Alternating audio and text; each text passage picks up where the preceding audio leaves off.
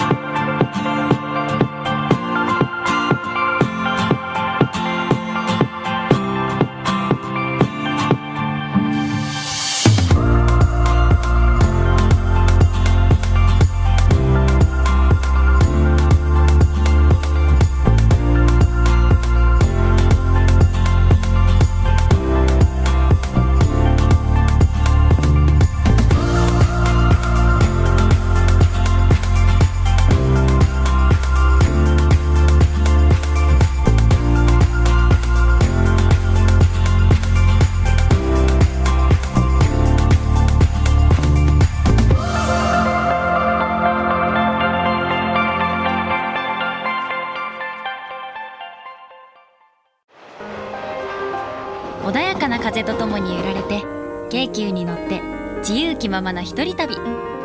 自然の美しさに包まれた三浦の街はどこかノスタルジックでとても温かく、私に元気をくれる。こんにちは。こんにちは。お魚すごいですね。全部これ岬です。長く続くお店から新しいお店まで、美味しいものから自然に触れる体験まで溢れている。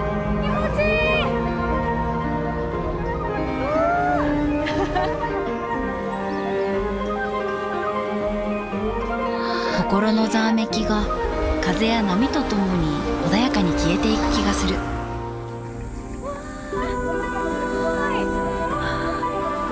心地よい三浦半島。空港に着いた時からワクワクは始まる。飛行機の迫力、空からの景色、気持ちはぐんぐん高まっていく。空旅にしかないハイな気分があるんだ。 ANA。 You can't hang on to yourself. You don't have to try not to hang on to yourself. It can't be done, and that is salvation. Welcome to day number 3 here in Japan for the Fly ANA Windsurfing World Cup. It was an early start this morning, but it was worth it because the wind was blowing and we got on the water.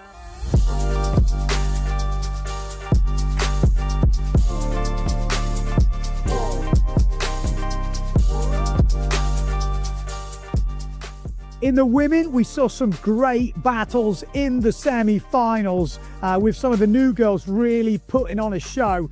But in the end, it was the usual suspects in the final.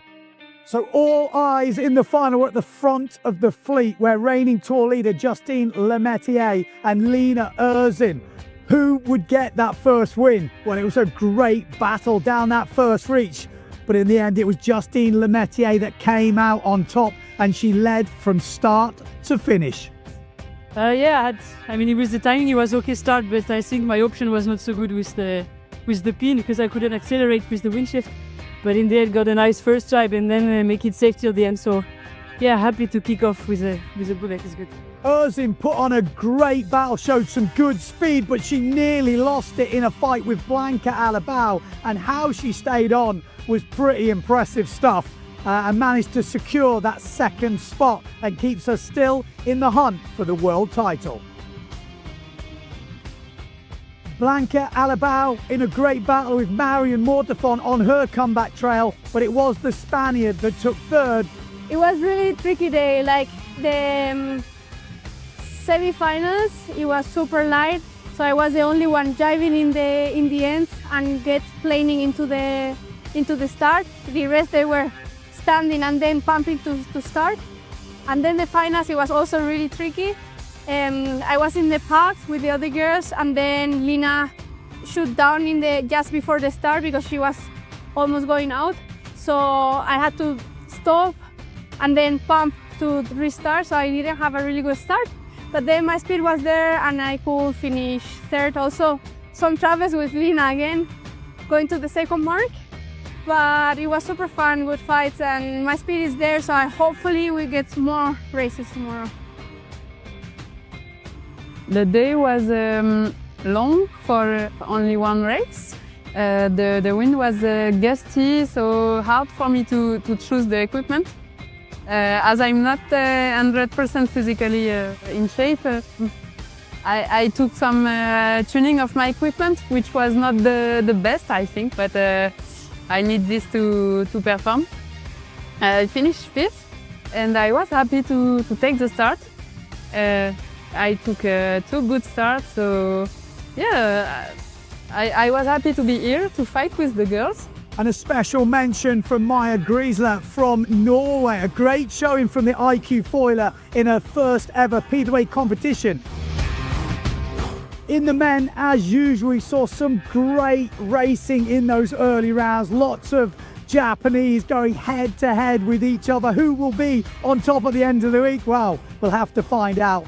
But as usual, the main players all making it to the final, apart from Amado Vrieswijk didn't make the final. So the main players all making the final. We kicked off going down the first reach. Johan So had a good start. Matteo Yukino had a good start. They were going head to head, but it was Johan who just squeaked ahead of Matteo at the mark and went round in first place. And that was the way it stayed. Johan controlled the race and took the first elimination win.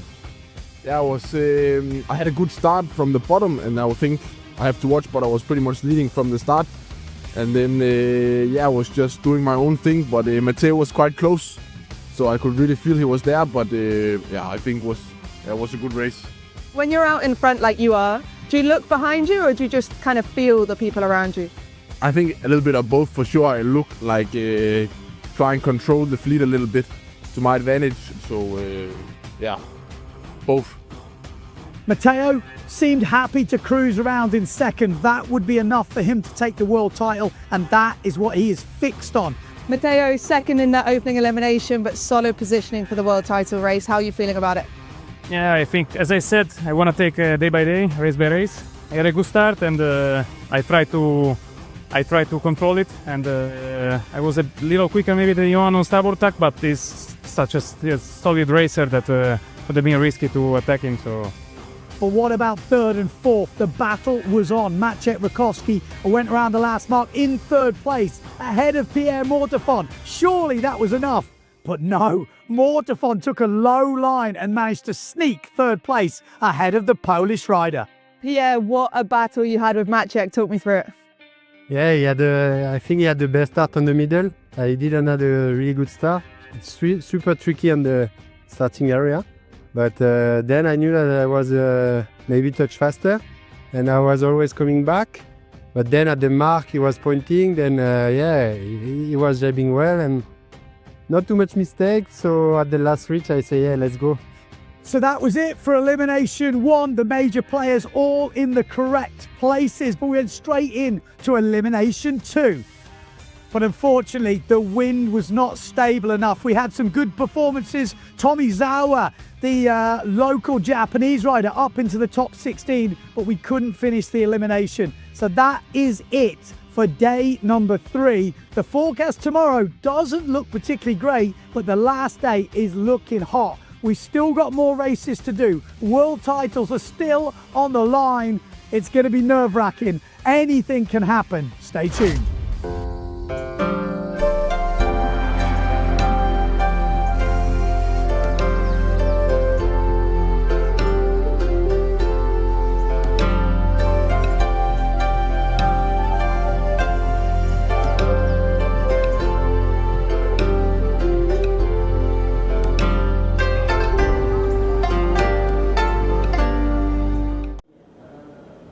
Okay, so there we go. That was the recap from yesterday, and we are on to racing. We actually did do a pit walk, but obviously we are straight into racing. So if we get a chance, if there's any cancellations, maybe we'll play that pit walk. Some interesting little conversations with Amado Vrieswijk I caught up with earlier, Jordi Vonk, Blanca Alabao, Matteo Yukino.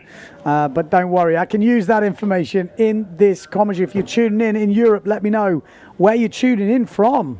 Where are you watching? Are you staying up late? What time is it?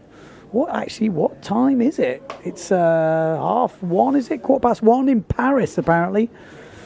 Any Frenchies staying up? Any Italians staying up? We've got any Brits in the house? We do have wind on the race course, 6 to 12 knots we were hearing before. So there are some good gusts. We've heard it's pretty shifty out there, which does make for some exciting racing, for sure. We've heard it from all the riders now. Again, spoke to Geordie yesterday. He said these are his conditions where he'd love to blame the conditions, but the big players are still up in the front. So he's like, well, you can't really do that, can you? You know, when other people are being consistent and all the time, you can't really blame the conditions. So he said he's got to work on a few things. He's starting. Amado Riesfolk saying the same thing, pretty much. They're staying in the same tent. So they were like, they're missing that little bit on the start and in these lighter winds. Soon as the wind steps up a bit, that's when fully competitive. Amado Riesfolk, probably one of the only riders who is not on on foil, Patrick foil. He's on the Z foil.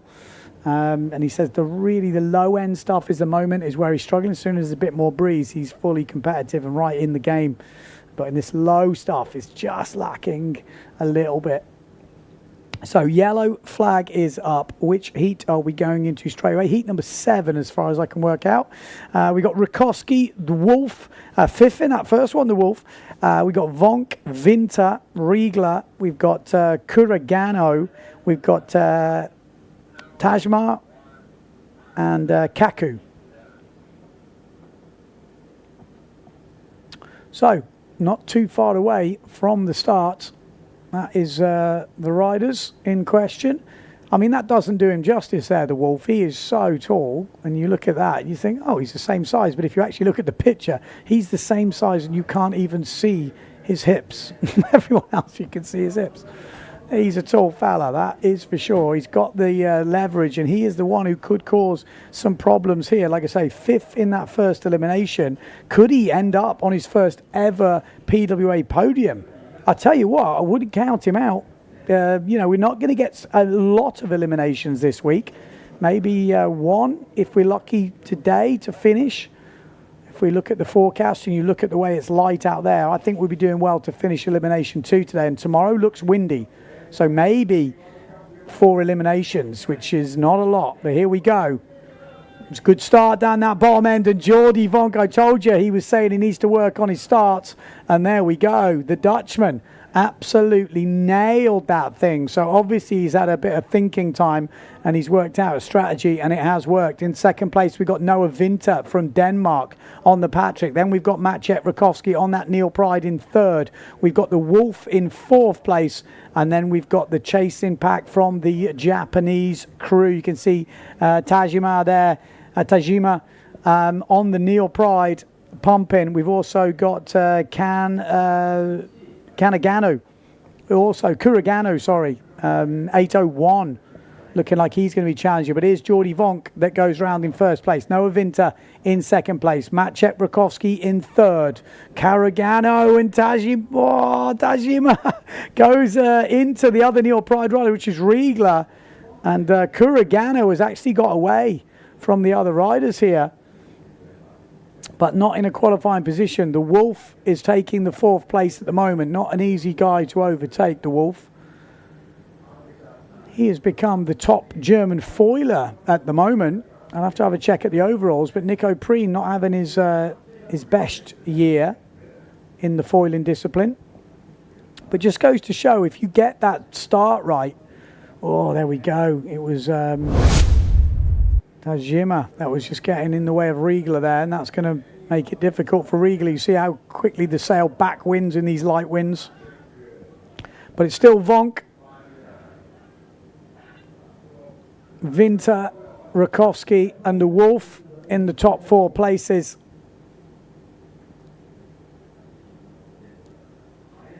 I mean, the start is everything. Again, I spoke to the guys earlier, pretty much what they were saying. You know, at this stage of the foiling evolution, I guess, most of the riders are pretty similar speeds. There's not big differences. So gone are the days where you can just, you know, knuckle down, put the booster on and overtake everyone. He said it's pretty difficult even halfway through the fleet, so you've got to be up there on that start line. You've got to nail your jibes, and it can come down to just slight moments, you know, little jibes on the inside, little tactical decisions, but essentially you need to be there at that first mark, otherwise you're causing yourself a whole lot of work. So as you can see, it's light out there, but they are definitely making it through the holes.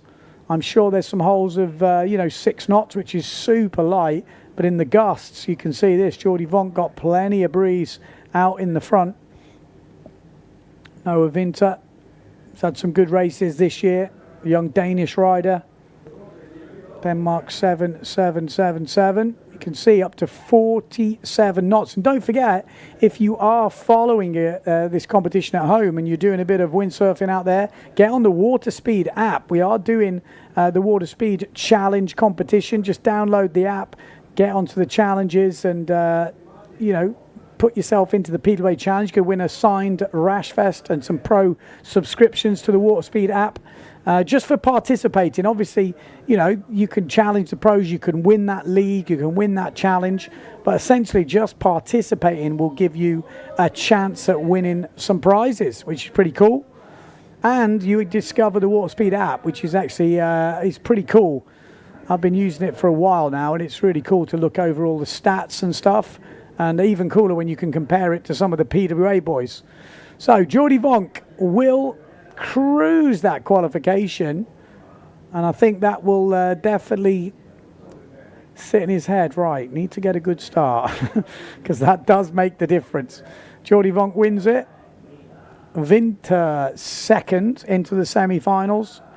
We've got Maciej Rakowski in third, and the Wolf takes the fourth spot, just ahead of Kurigano, who's he's been showing some good speed this week. Full big Japanese flag, we like to see that. I think Kurigano might be one of the younger Japanese crew.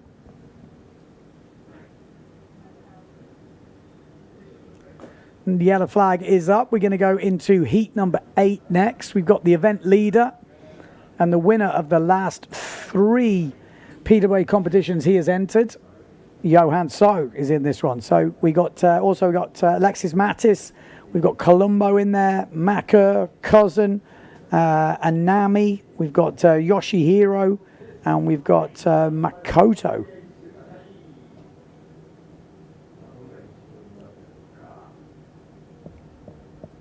So let's see. You can see there it's light. A couple of the boys behind are actually not even foiling, and that is going to really cost them. And that's the difference. You can't guarantee the wind. Will we see a cancellation flag? It looks like the PWA regulars are up and going, although I have a feeling we might be on a postponement here, and we are. But you just goes to show the postponement is up, but if you look at the tour regulars, they're all foiling and going, even though it was light and tricky. They managed to nail that start, but it looks like the postponement flag was up. Just having a go here. That is Alexis Mattis. It was always going to be a tough one today.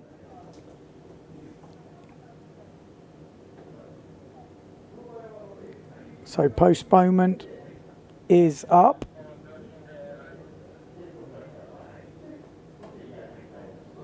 I think they're waiting for it to stabilize a little bit. Be interested to know how long they're going to wait for. Maybe we go straight back into racing. If we know there's going to be maybe a longer break, we could play that pit walk. But yeah, we'll have a highlights. That's a good idea. We'll have a quick look at the highlights from that first race today. There we go. Look at that start from Jordy Vonk. Actually, Maciej Rakowski a little bit sandwiched in between Winter and Vonk. But it just goes to show, in these early rounds, this is quarterfinals, you've only got to be in the top 4. Obviously, if you're up in the front, you get a bit more breathing room, but you don't need to push. You don't need to do any heroics. You just want to be in the game, in the mix. See that Tajima and Kurigano there. Tajima going to the inside and then just drops off the foil, and Riegler That's what really cost him there. Didn't have a good start and was further back.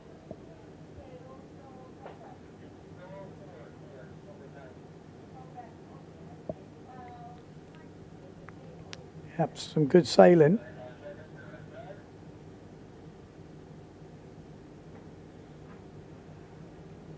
So we'll watch this heat go out. I did hear a hooter, so I'm sure we're going to be going back into sequence for heat number 8. Yep, there we go. Red flag, I think, coming up. I can't quite see the boat from here, but it sounded like we might have seen the red flag.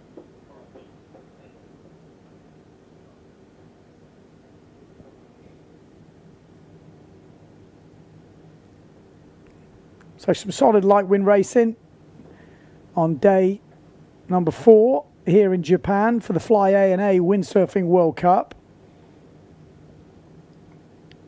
1 heat down. We already obviously started Elimination 2 yesterday, so we are already on heat number 8.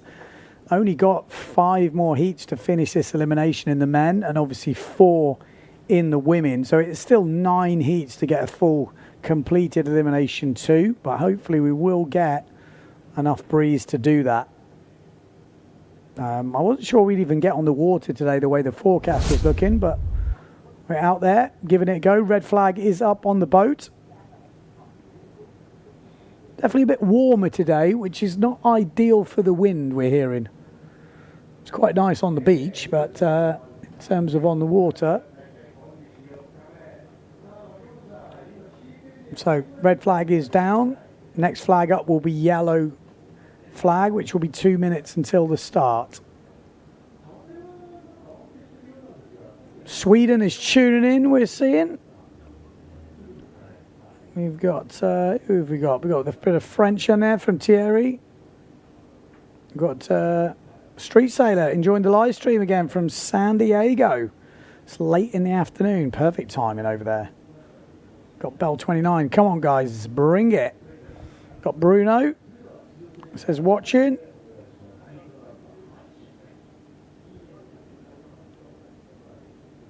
We've got Washington, DC, San Diego, nice and warm.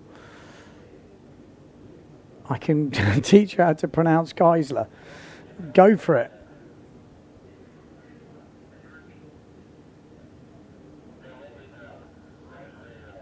Also just come back from his first foil session. Similar conditions, 8-7 and pumping. Billy says Sunday forecast has improved on Winguru. I have 1 star for this morning. Oh, well, if Billy's got 1 star, we could be in for it. But that you can see, we're on the edge. We're definitely on the edge. World titles on the line. Oh, Billy's dedicated, been to sleep and woke up again. Go Maciek, bit of support for the Polish. He was a bit upset with that last move from Pierre Morphy, not in a bad way, but just like kind of annoying. He controlled him the whole race, and then, you know, he got past him on the last reach. So 1 minute to go till the start of heat number 8. Johan So in this one. We've got Mattis, Colombo, Maka, Cousin, Anami, Yoshihiro, and Makoto.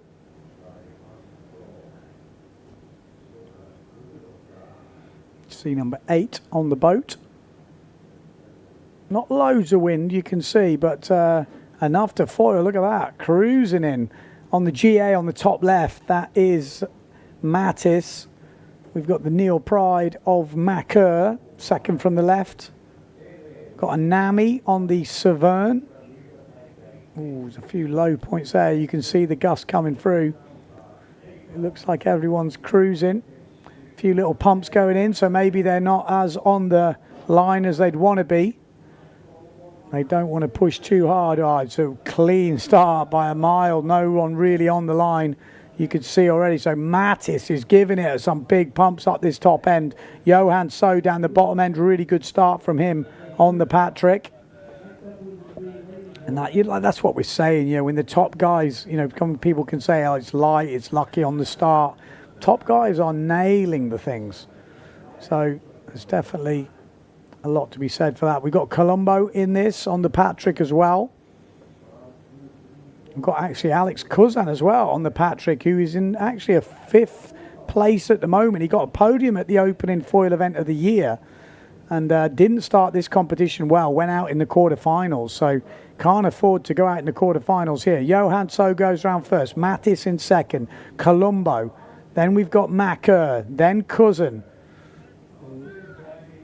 Hopefully he's got a bigger foil than the other day. He definitely is one of the guys that does change down early. You can see there, he's really pumping to keep that thing going. We would imagine he's on the 550, but yeah, he's low riding. Not going to qualify from there though, so he's got a bit of work to do, because that's not what he wanted to finish the year in. Coming into this event, he was sitting in 7th place, a 3rd in Guadeloupe and a 13th in Silt. Johan So didn't enter Guadeloupe, but won Silt and is leading here in Japan. We've got Mattis, 7th in Guadeloupe, 12th in Silt. Colombo, I don't think did any of the competition so far.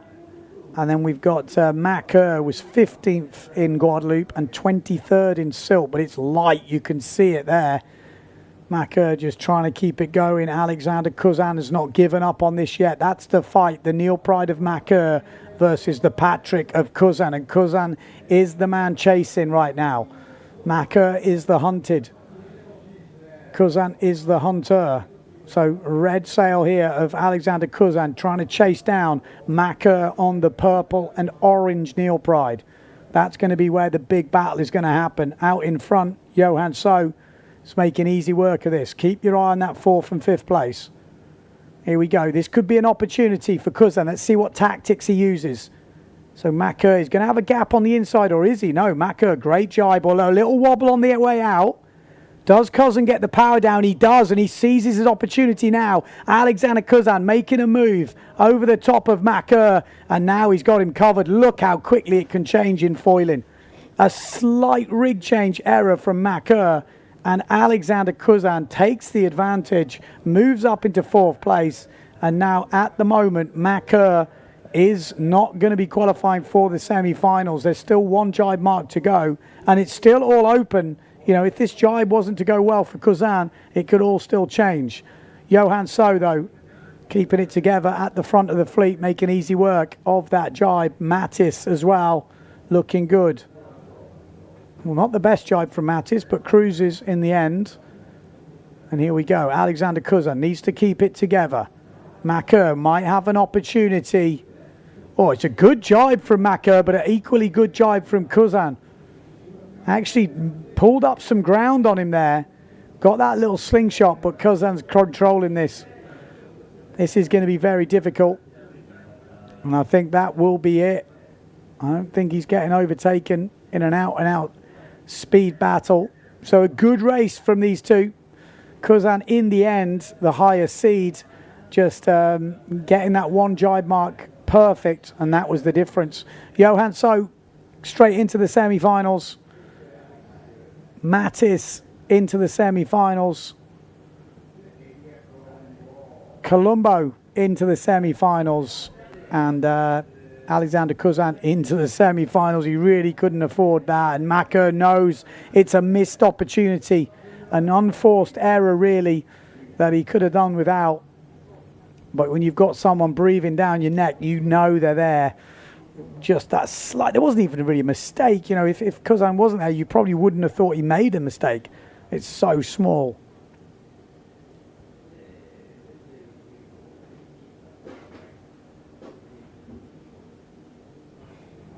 Here we go, looking like a bit of re-rigging going on here. Interesting.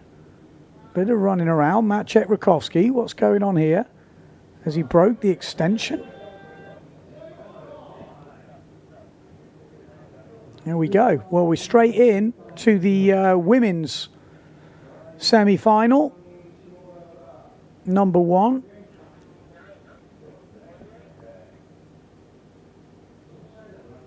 So elimination 2's got Erzin in this one. We don't see her at the moment. She's quite deep. We've got Blanca Alabau looking good. Van der Veen also looking good down here. We've got Kurt Demir from Turkey also up there. Bright from New Zealand. Erzin now coming into the picture up that top end. Also got Japan 4, which is Najima. But it is Blanca Alabau. She does like a bit of Japanese racing. Blanca Alabau rounding first. Then Bright. Then Erzin. Oh, and there's a bit of a pile up behind Kurt Demir there. Not quite sure what happened, but definitely tricky. It's a shame we're not having more races this week, especially in the women's fleet, because we have got a few newcomers to the PWA who were tried and tested in the IQ foil discipline, which is where Erzin came from. And she's proved that the crossover is not such a big jump. So, but you need a bit of time to get used to the differences. And Bright is doing a good job. I mean, she's had a quick turnaround, really. But Blanca Alabau leading. Second place, Bright. Third place, Erzin.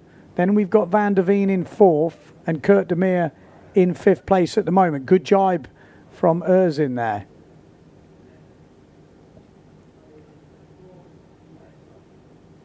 So Blanca Alabau still leading. Bright from New Zealand in second place. Then we've got Erzin and Van der Veen. Could Kurt Demir make a challenge for that fourth spot? Still a lot of work to do, really. She's going to need a mistake from the fourth place rider, which would be Van der Veen. But as we've seen in the guys, you don't need much of a mistake to make a huge difference in foiling. One touchdown can change 50 to 100 meters. So it looks a long way when you're looking at this, but just one lapse in concentration, one misread of a hole in the wind, or, you know, trimming the foil wrong, can change everything. Usually it's the jibes where something happens, but a good jibe there from Erzin on the inside of the New Zealander, really pushing hard in this qualification round. You don't want to get too tangled up too early. Top four is all you need to do. Van der Veen, though, no mistakes from her. One jibe mark to go. Sitting in fourth place. Kurt Demir still in fifth place, the young Turkish rider. Been doing really well in the under-21s. Now she needs to take that step up to the main fleet. But Blanca Alabau looking good here on the W1 boards. Be on her big stuff. Erzin has made some good ground up during this race, but not really on it on the start. She's going to need to sort that out in the final. It looks light, but definitely competable. Blanca Alabau, solid from the Spaniard. Erzin, really nice from Erzin. Look at the distance she pulled up there on a good jibe. Bright still in third, and Van der Veen, all eyes on Van der Veen. She does touch down. Keep your eye on that third. No, she's flying. Okay, that looks like she's going to be safe then. Like I say, it looks like a procession here, but one mistake and it changes so fast.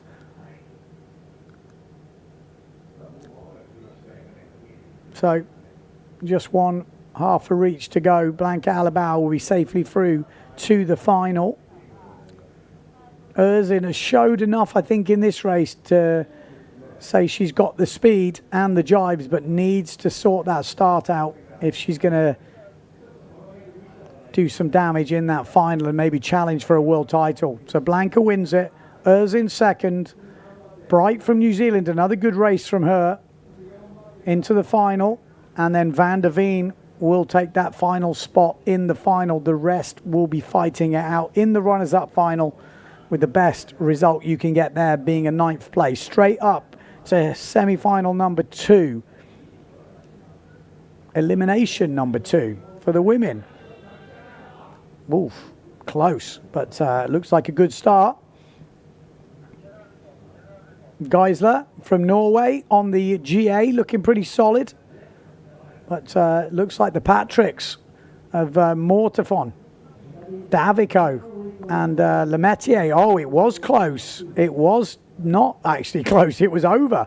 So a general recall there. I don't know if we can have a replay of that start line, see if we can see who was sticking out. I thought there was a Neil Pride that looked like.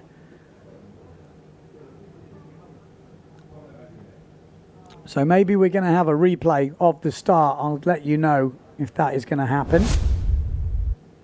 Yeah, here we go. So this is the start. Geisler trying to slow herself down here. There's a Neil Pride in the middle. Who is the first over? It's going to be the Pride, isn't it? Or is it? Oh, wow. Geisler and the Neil Pride, I would say. Norwegian and process of elimination. Neil Pride. Brain is not working. Who's on a Neil Pride? Saki? Could it be Saki? Can't see the Japan 71. Saki, yeah, Neil Pride. Could be Saki, could be Geisler. Gisler? Give me a clue. Gisler? Gisler.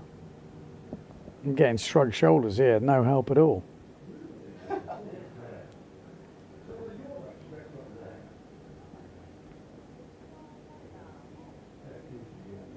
We got Hanover in Germany tuning up.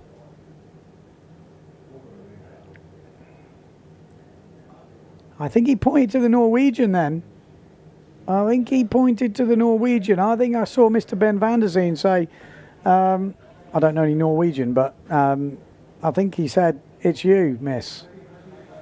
And looking at the way she's heading out,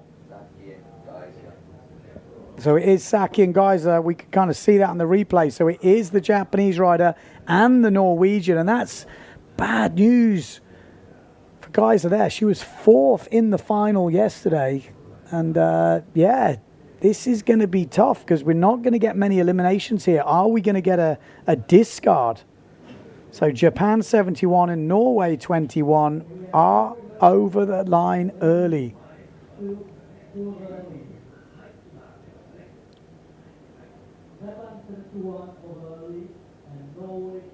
Gisler, let's have a look.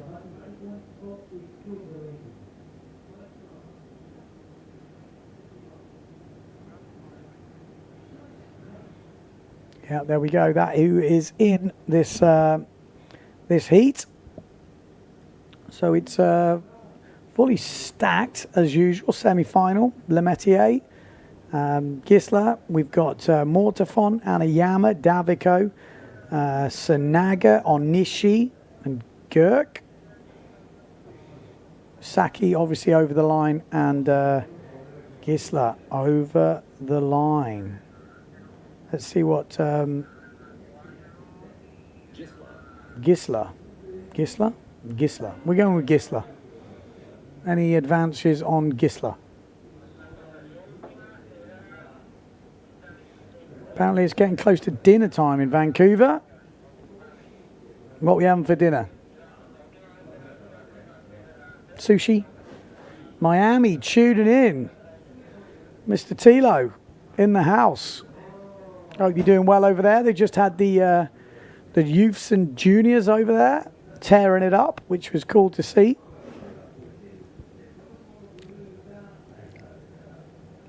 I have a feeling we're going to be seeing some talent coming from America in the main fleet in a few years. It's light, but it's competable, that's for sure.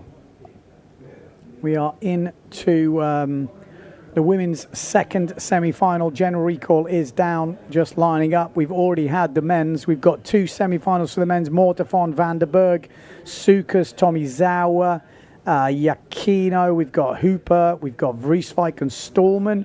And the second semi-final, Vonk, Winter, Rakowski, Wolf, So, Mattis, Colombo and Cousin. We're now on to the second semi-final of the women. We've already got our 4 finalists: Alabau, Erzin, Bright and Van der Veen. and we're looking for the second 4 women to join them. Who will it be? We've already lost Gisela.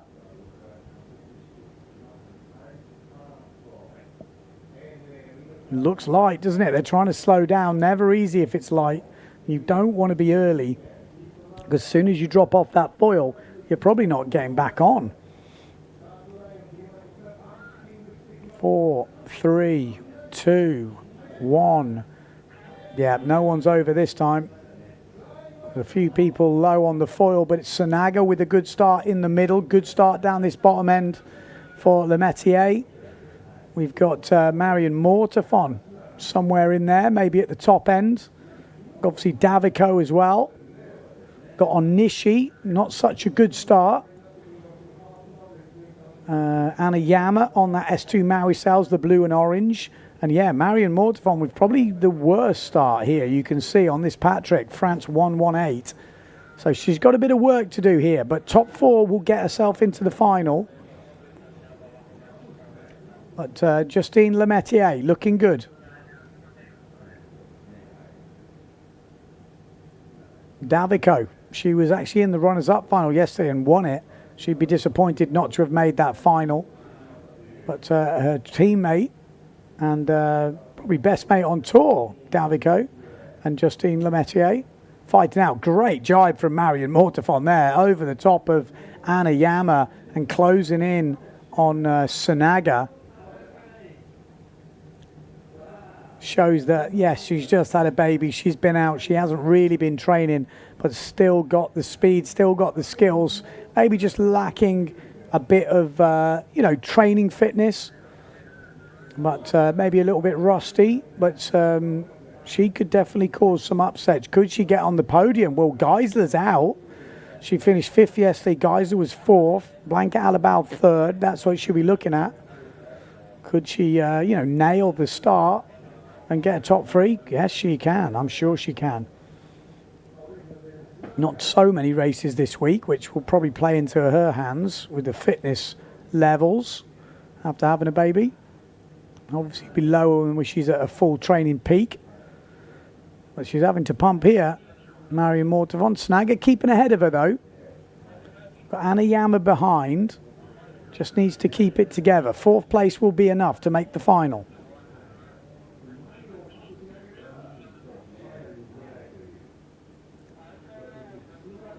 Greetings from Poole in Dorset. Someone's up late.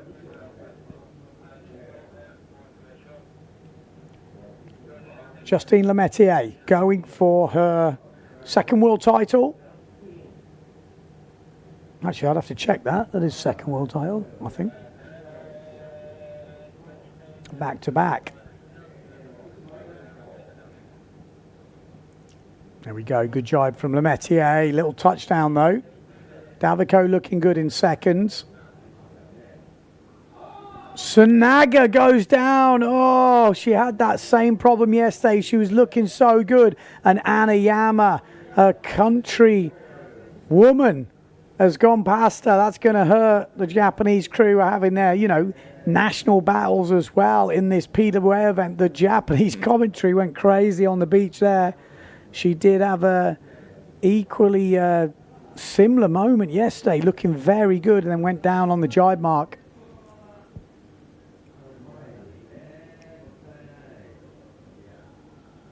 Got the south of Chile tuning in by the looks of it. So we have had a bit of a change around there. Anna Yama, maybe the top ranked Japanese rider at the moment. But in the front still Justine Le Métier. Mai Davico in 2nd. It's actually top 3 for Patrick in the women's fleet. And then Marion Mortefon in 3rd. Anna Yama just needs to keep this together. Keep it high, keep it dry, keep it moving. Yeah, that's going to be enough. Just needs to cruise it over the finish.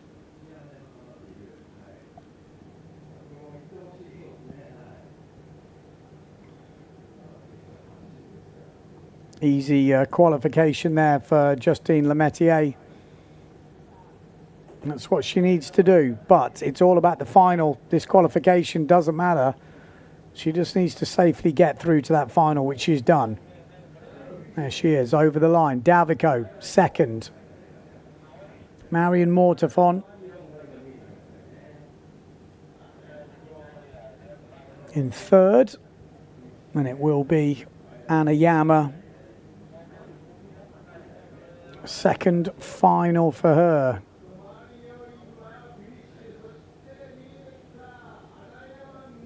There we go, Anna Yama Mio.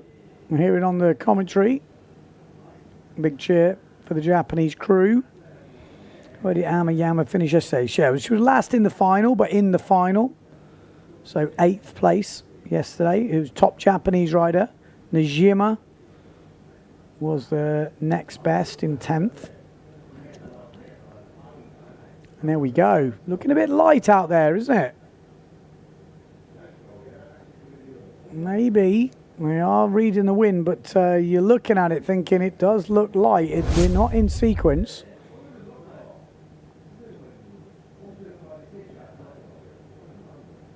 Yeah, he was that crash from Sanaga. Oh. So, definitely some reading of the wind. We're at the semi-finals. Men up next. But that looks a little bit ominous when you have a lot of sails all the way around the committee boat. It's not looking good. The wind is dropping. We had that 9 o'clock sort of, that's usually when that wind peaks up. We can kind of guarantee it on a good day, 9 to 11. Today wasn't forecast to be a good day. It was close. We've made a few heats. The question is, will we carry on?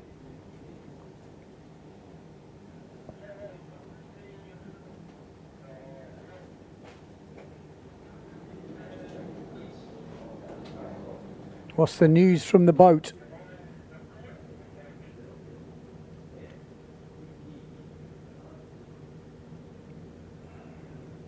Any news on the radio? Okay, they're going to try. Red flag's coming up soon for the semi-finals. There we go. So 4 minutes until semi-final number 1, elimination 2.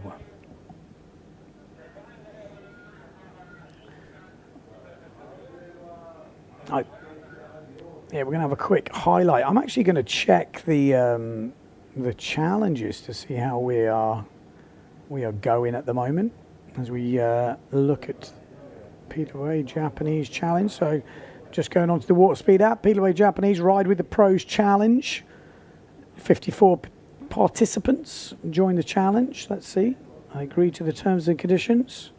Not that I'm going to be doing any action this week. I'm going to be stuck here, but... So what you've got to do in this challenge on Water Speed app, if you haven't downloaded it, achieve your fastest speed over 250 meters. You think you got what it takes to go fast? Join the PWA Water Speed Challenge and prove it. Track your sessions and aim for the fastest average speed over 250 meters. This is your chance to race alongside the PWA pros and see how your numbers compare on the same leaderboard.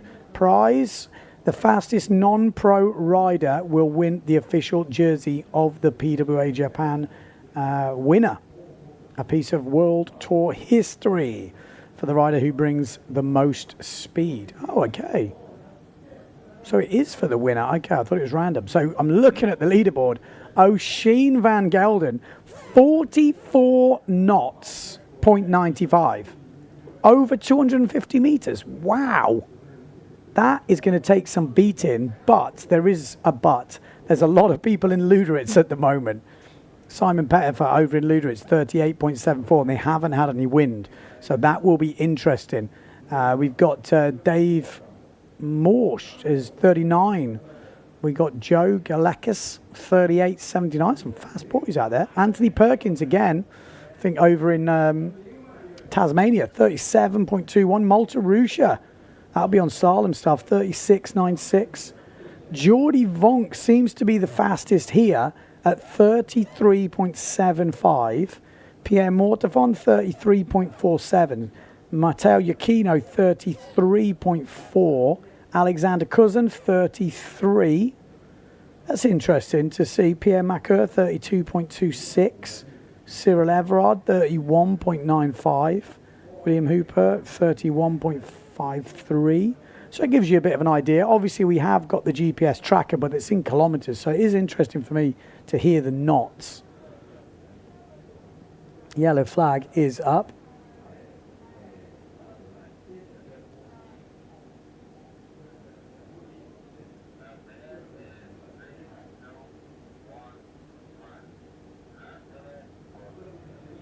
Okay, last minute. We've got Jibe 4220 sitting at the wreck, Byron Bay, watching the racing and the surf. We've got Jono Pank saying greetings from Weymouth. Come on, Scotty. Come on, Scotty. Okay, who we got in this first semi-final? Mortafon, Vanderberg, Sukas, Tomizawa. Come on, Japan. Giacchino, Hooper, Vrieswijk, Storman. And we did do that interview with Tomizawa, and he said his goal this week is to beat Matteo Giacchino. He's on the same team. Matteo's going for a world title. He's in this heat. Could we see something happen here? Let's see. It could all come down to this, the world title. You never know. Matteo Giacchino needs to safely get through this. No guarantees in this type of wind. There's a bunch up at the boat. Oh, it looks super close. Surely somebody there. Tomizawa pumping for all his life. He wants that Matteo Giacchino win. But look at Matteo down this bottom end. Look at Matteo. Great start from him. We've got Amado Vrieswijk who's nailed the start. The two guys that didn't get good starts the other day, Jordi Vonk and Amado Vrieswijk, looks like they have been sleeping on that start, and they were ready this time. Tomizawa is putting up a good fight here from Japan, though. Local crowd are going wild. Matteo Giacchino sitting in that world title position at the moment, but look at Pierre Mortafon pushing down on top of Matteo Giacchino. Will he let the Frenchman go past? I think he will. No, he won't. Holds the inside line. Matteo Giacchino rounding first, then Pierre Mortafon. Amado Vrieswijk with the inside. Then we've got the Patrick, and then we've got Tomizawa from Japan. Then we've got the Gastra. Looked like a bad start from John Sukas. Got squashed in at the boat, and that could cost him. So we've got Storman in this on the G8. We've got Hooper on the Patrick. And then, yeah, that's pretty much where we're at right now. So, Giacchino leading, Pierre Mortafon second, Amado Vrieswijk third. Then we've got Hooper, then Storman, then Tomizawa, then Bob Vanderberg, then John Sukas. I mean, if you're in sixth place right now, you're too deep, unless there's a massive pile-up. You've got to be challenging for that fourth spot. Look at that, Bob Vanderberg just catching the water there. Tomizawa fighting, John Sukas coming through. Oh, he's going to be absolutely gutted without Sukas. Really just didn't get the start right. I think he was hoping for an over early. 4 riders at the moment. Hooper from France in 4th place on the red Patrick. 3rd place, Amado Vrieswijk. 2nd place, Pierre Mortafon. Matteo Giacchino does look all the bits of a world champion this year. Just looking super solid, not phased, going about his business, super professional. Got the speed, got the racing, got the cool, calm head. Scotty Storman needs to make a move on 4th place. Hooper at the moment looking comfortable. Yeah, the GPS ranking is not quite right at the moment. You can see Storman in 4th place on there, but he's actually in 5th. But Matteo Giacchino just looks comfortable, doesn't he? From day dot in Guadeloupe, he just looked a different animal this year. His kit's working better. Everything seamlessly working for him. So Giacchino looks like he's going to qualify for that winners final. Little wobble there with a gust. Stays up on the foil. There's a little bit of a light patch there. You can see the boys. This could be the moment to strike. Hoopert's not resting here, putting in the pumps to keep going. Stallman drops off a little bit, and it will be, I think, the 4 riders from the first mark, really, that have managed to keep it all together throughout the race course. And they will all qualify for this Elimination 2 final. Impressive stuff from Yukino. I mean, anything can happen in these light winds. You know, you've got that world title. Everyone's saying, well, it's kind of in the bag, but it's not in the bag with these little races.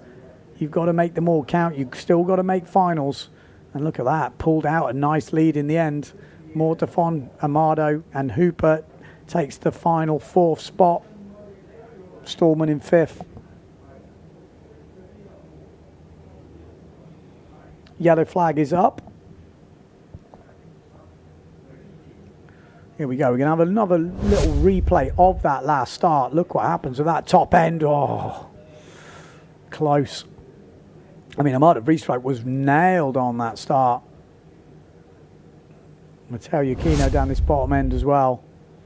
John Sukas not with his best start. Big boat behind. Look at that thing. Like a shark. It's like got a big face on it. Here we go. Oh, Johnny Sukas was praying right there that someone's over. Oh, it was close, wasn't it? It was mega close. Okay, here we go. Semi-final number 2, heat number 10. Vonk, Winter, Rakowski, Wolf, So, Mattis, Colombo, Cousin.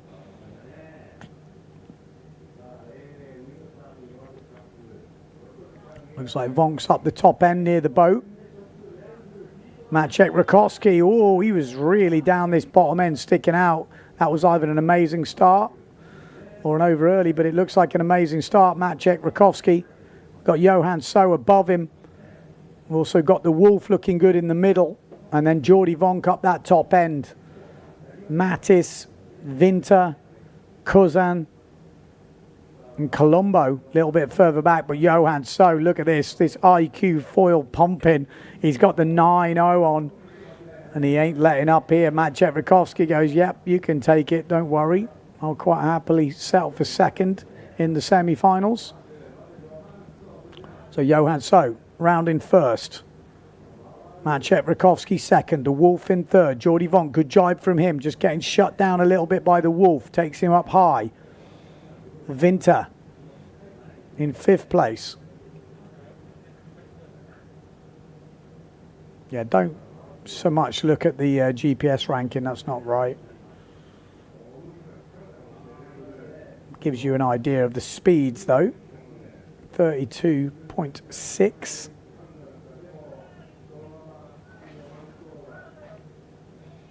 So Johan So, Maciej Rakowski, the Wolf and Vonk, that's your top 4 at the moment.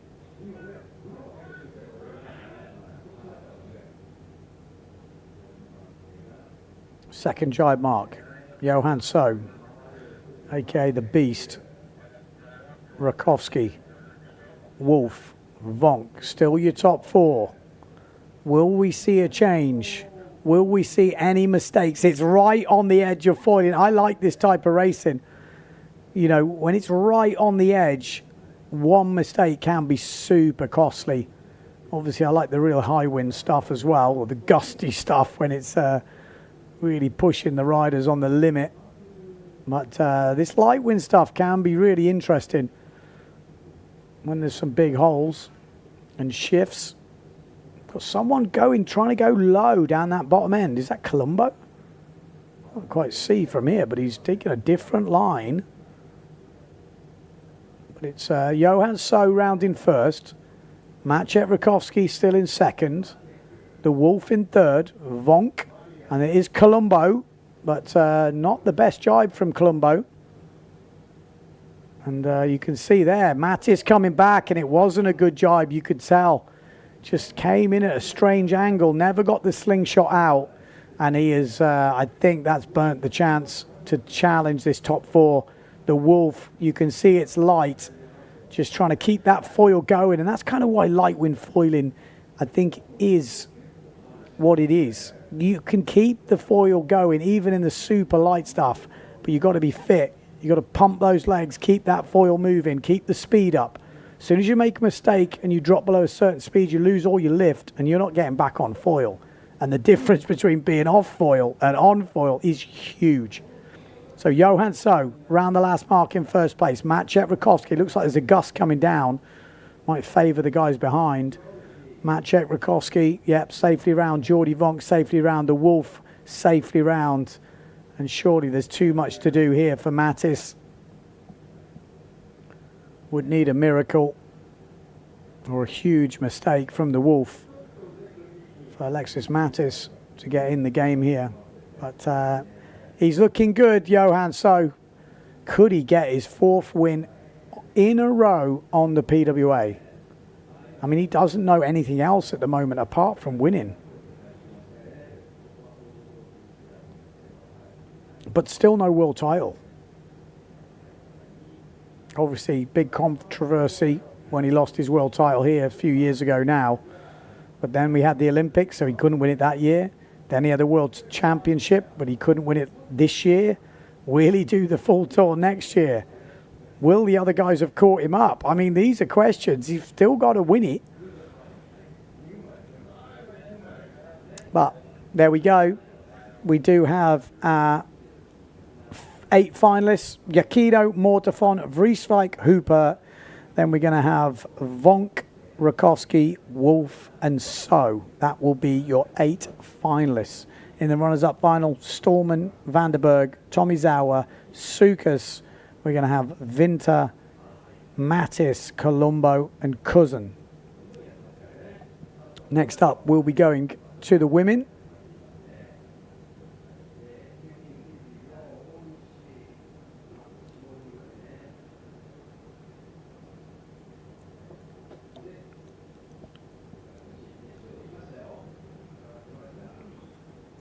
Should be the runners-up final.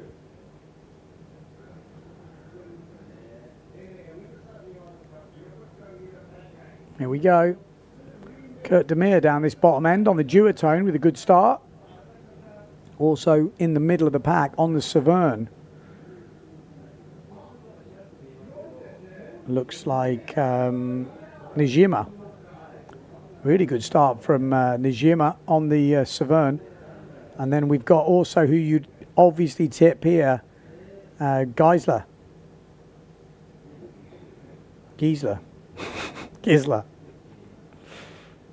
I should really ask her.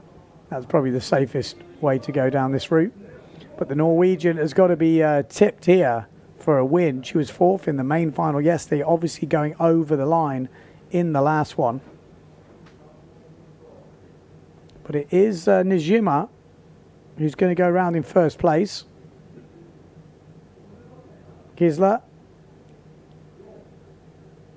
in second. Then we've got Kurt Demir on Nishi.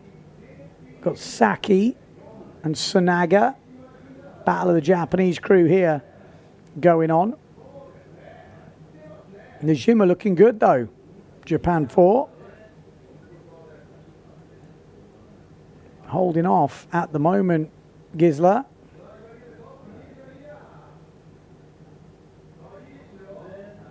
Three jibe marks to go though. A lot can change as Sonaga goes past Saki. On Nishi looking okay on that 0.7. We've got Kurt Demir on the duotone. But Nijima leading. Good jibe from the Japanese rider. Gisler, good jibe from her too.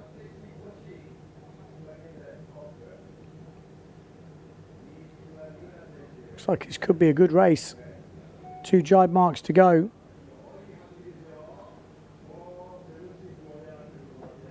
Ooh, Sonaga not getting that jibe right. The jibes have really been costing her at this competition so far. Saki, Court Demir on Nishi. On Nishi making a move on Court Demir here. Oh, here we go. Gisler trying to make a move here. Can she get her on the jibe mark? Najima holding her off at the moment. Great drone angle this. Look at this. Kids are trying to look for the inside, but Najima's having none of it. Just shuts the door. Says, no, no, thank you. You have to try again. On Nishi in third place. And then we've got Saki, Kurt Demir. Takes to the inside. Great jibe from all riders there. Really nice angles from the drone. Oh, so Nijima coming into the last mark. She is holding off the Norwegian. Sailing a really good race here. What will happen on this last mark? She looks like she's got plenty of power. Got some good speed. Here we go, last jibe mark. Can't afford any mistakes. Oh, it's a great jibe. Look at that. Plenty of power, but so it is from Gisela. This is looking good for a win for the Japanese. Obviously, this is a runners-up final, so a win here would be a 9th place, but still single digits. And I think winning a race always feels good. Some tough competition. You know, Gisela was finished 4th in the final yesterday, so this is a good win for the Japanese rider. She's giving it a good go underneath here, though, the Norwegian. Najima trying to hold her off. She will do it, I think. Look at the wind, though. The wind has filled in nicely. But Najima from Japan will take the win in Elimination 2, runners-up final. Or will she? That was a strange angle. Wow. Well, I hope for the Japanese crew, that angle, that looked like it suited a pin-end finish. That was interesting. Will that be the difference maker in the men's fleets as well? And the women's final coming up. It did look like the angle suited. It's a shorter distance to the pin end. It could have been the angle we were looking at, but it looked like you had to sail longer if you were going near the boat. So if you went down the bottom end, you could maybe sneak a few extra meters. Okay, here we go. Women's final, Elimination 2. All the big guns in it.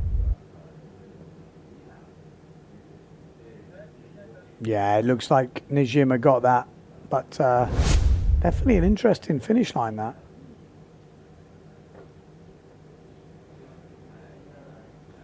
Here we go. All eyes on Lena Erzin here.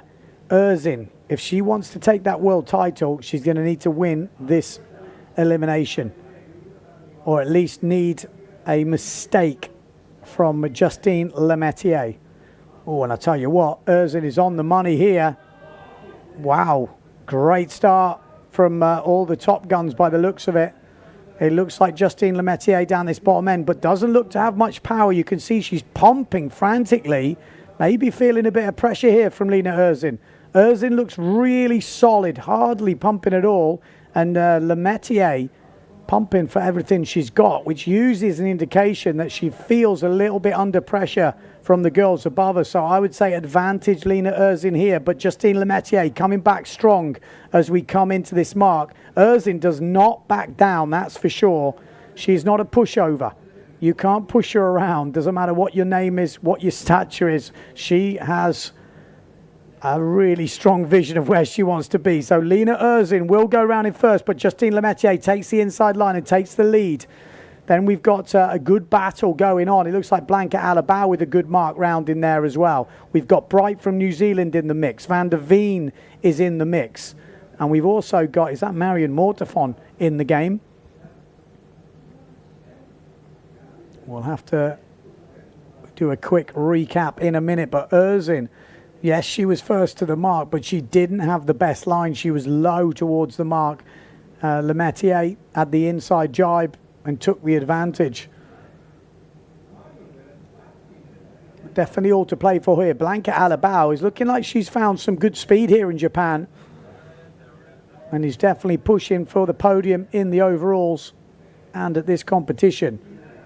But it will be Lemaitre round in first, Blanca Alabau in second, Lena Erzin in third, then it looks to me like it's Marion Morterfont. Then we've got Lena van der Veen from Holland.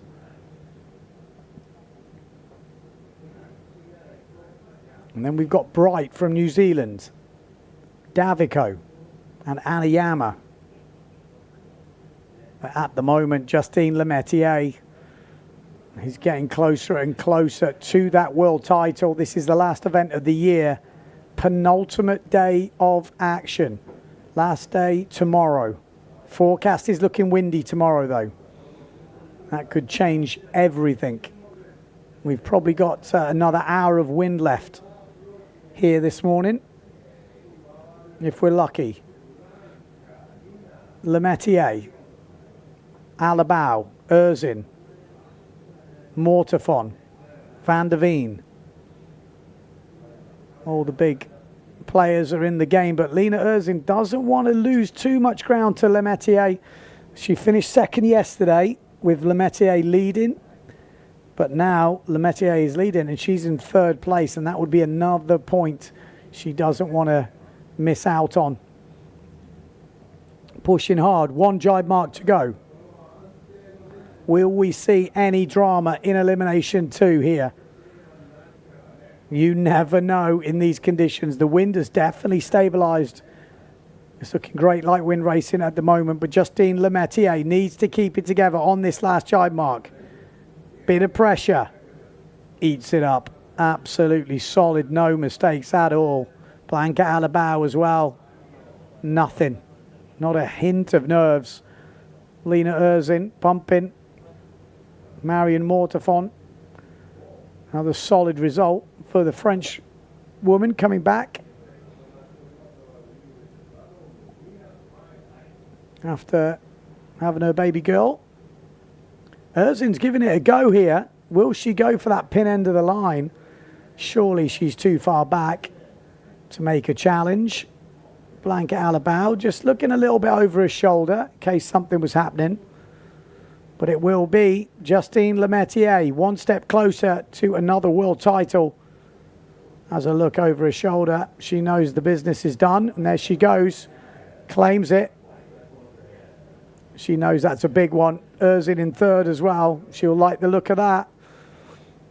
Blanca Alabau takes the second place. Erzin in third. Morterfont fourth. Then van der Veen fifth. Bright in sixth.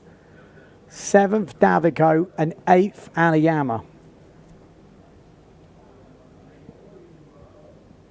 Next up, we're going to the men's runners-up final.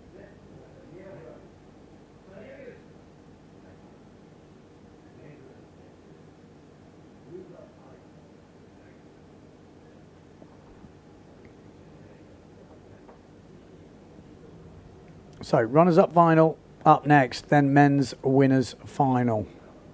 Should be a good one, this. Anyone would pick a top three in the runners-up final? We've got Storman, Vanderberg, Tomizawa, Sukas, Mattis, Vinter, Colombo, Cousin. I'm going Sukas, Mattis, Vinter. Or maybe Storman, the great British hope. Sukas, Mattis, Vinter. I'm in. Oh, Colombo maybe in these light winds. Let's see. Who's your money on? Pick us a top three.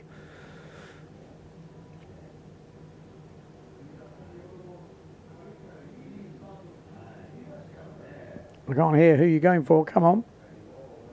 I know it's late, but answer in the comments. There you go. That's how they look. That is how they look right now. Ready for action.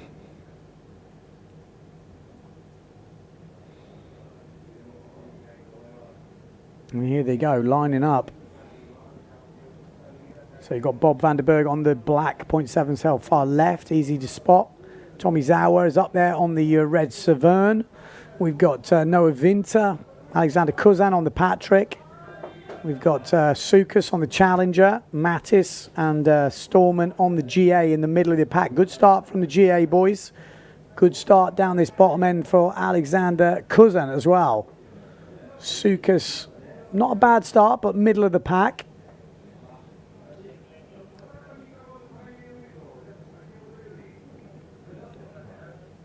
Looking good. A few little pumps there. Mattis loves a bit of a pump on the reach. So does Alexander Kuzan by the looks of it. Storman just keeping it solid. Sukas keeping it solid. I think we're going to see an outside to inside jibe from Sukas here. Keep your eye on the Greek rider. Oh, he messes up. He could be in a dangerous spot there. Luckily, he's avoided by the riders, but he had a lovely little slingshot to get, but it's not going to happen. Mattis goes down over the top of Kuzin here. Storman up on the top end. Winter a little bit further back. Then we got Bob van der Berg. Oh, that was a mistake from Sukas. I think his eyes lit up. He thought, hang on a minute, I'm going to slingshot this thing right into the lead. And then it all went wrong. Luckily, avoided any drama with anyone else. But here we go. Alexis Mattis rounding first.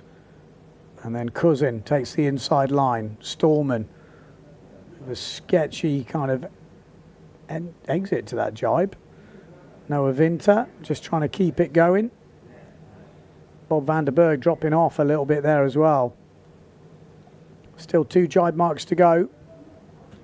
Mattis in control.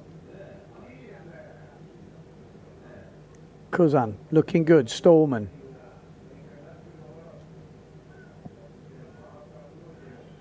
Interesting to see GA bringing back the old school stripes on the sail. The Gastra stripes as they were.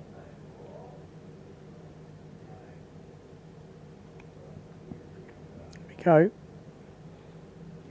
Mattis. Kuzan. Oh, Kuzan's sticking a little bit there. Could open the door for Storman to catch up a bit. You know, 1 touchdown makes a huge difference. Lose so much ground.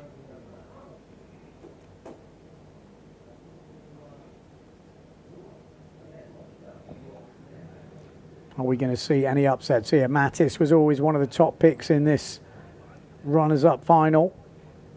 Really solid competitor, especially in these conditions. Be hard to bet against him with 1 jibe mark to go. Kuzan looks to be going better. Still ranked inside the top 10. I think 7th place at the moment. But Storman pushing hard here. And that's a little touchdown for Kuzan. But so is for Storman. Maybe there was an opportunity there. But Storman can't quite take it. And it will be business as of the rest of the race. Top 3 pretty clear here. Mattis for the win. 2nd place Kuzin. So 9th and 10th for these two. 11th place for Scotty Storman. Winter, Bob van der Berg, Tommy Zawa, and then I think we've got Sukas bringing up the rear after that crash. Colombo in the mix as well. But a good race from Alexis Mattis.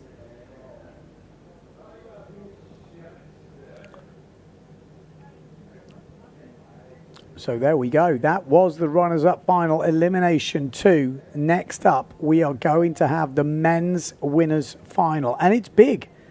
World titles on the line. Any mistakes, any crashes, any interferences could be massively costly. There's no guarantees we're going to get a discard at this event. There's no discards in the overalls. Only 3 events to count. This is one of them.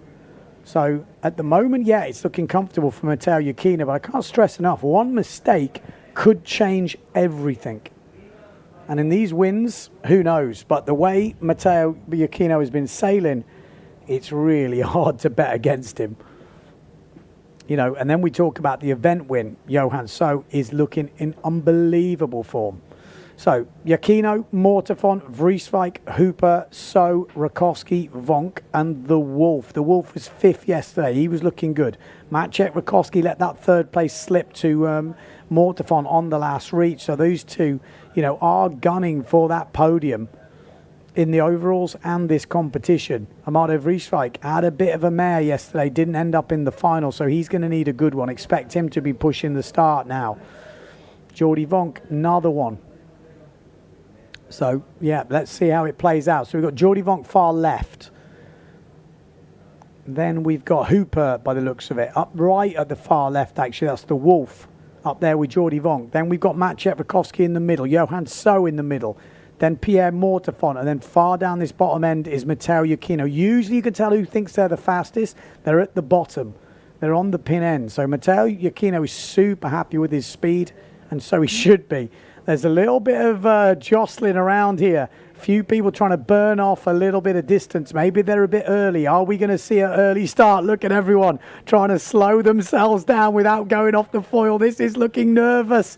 This is looking very nervy. And here we go. It looks like a clean start. Maciej Rakowski was first over the line.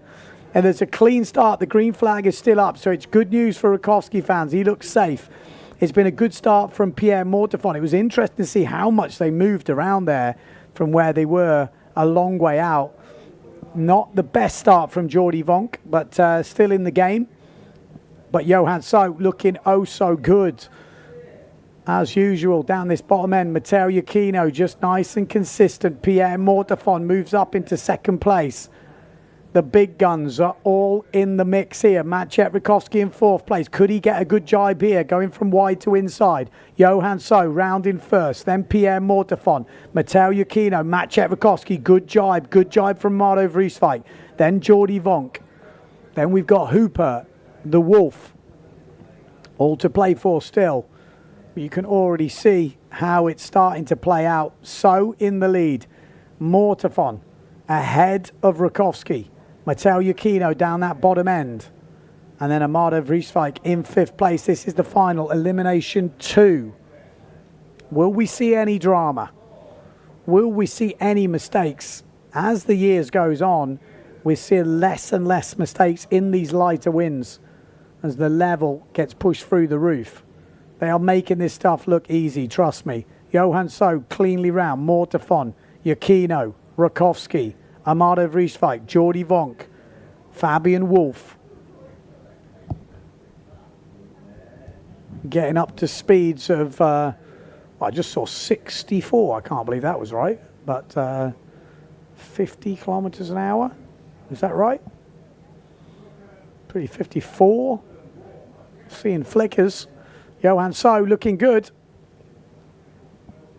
Mortefon looking good. Wants to secure that second place in the world.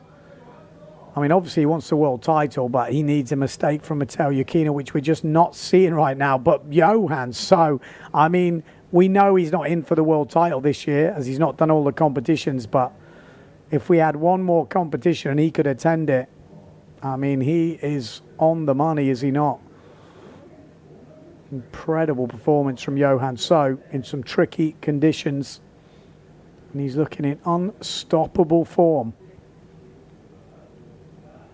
So Johan leading, Pierre Mortefon in second. He's putting more distance between him and Maciej Rakowski in that battle for the podium. Maciej trying to stay ahead of Mardo Vrieswijk, which he is doing. But that is a good battle to look out for. Poland versus Bonaire coming into this last mark. So Johan So looks like he's got this wrapped up. Pierre Mortefon, again, looks like he's got this wrapped up. Then Matteo Iachino just keeping it consistent. Maciej Rakowski doesn't need what happened yesterday. He's got to keep Mardo Vrieswijk behind him. And that would definitely be advantage to finishing on the podium in the overalls. Going to be tricky at this competition because the three guys ahead of him are pushing hard. But still got action to come. But it will be Johan So once again taking the win in the second elimination. So 2 wins out of 2. He is looking already oh so good here in Japan. Second place, Pierre Mortefon. Great race from him against Matteo Iachino. Solid in third. And then Maciej Rakowski takes home the 4th spot. Mardo Vrieswijk in 5th. And then the rest of the riders bringing it home after that. Some good racing. from the boys, but this guy, he is an absolute beast. The Terminator.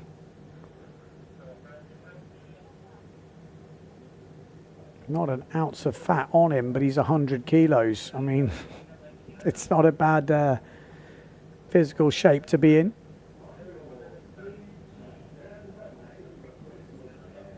Not dominating in the IQ foil yet, though, which is interesting.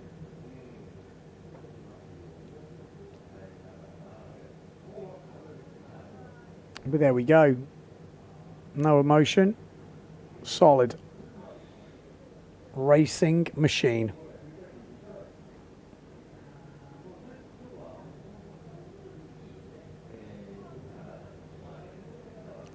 It's interesting, like, you know, Matteo Iachino obviously wants to do as well as he can in this event, but I think for me, the priority for him is to win that world title.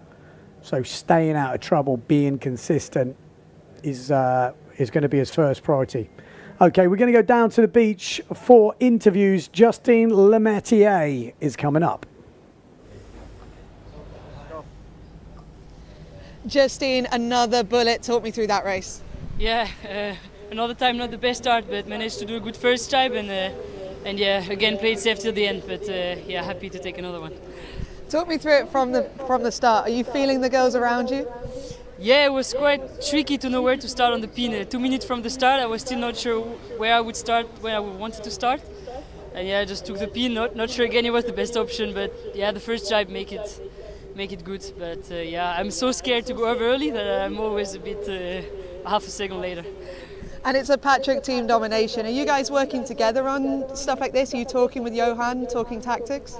Yeah, there's a big group of Patrick on this side of the beach, and yeah, it's useful to talk about the tunings and boost ourselves, and yeah, the spirit with the team, and the vibe is really good. So I think it's pushing each other even more. So that's great. You had a great fight with Blanca. We're going to speak to her next. Well done, Justine. Blanca, come on in. You had a really good race there, really good fights. Talk me through it. It was fun. Finally, I have the speed. I made a good start, and then I was just controlling. The first jive was tricky because we get the three of us at the same time. But I'm happy with my racing. I'm happy with my mindset, and I just step by step. What have you changed about coming into this event?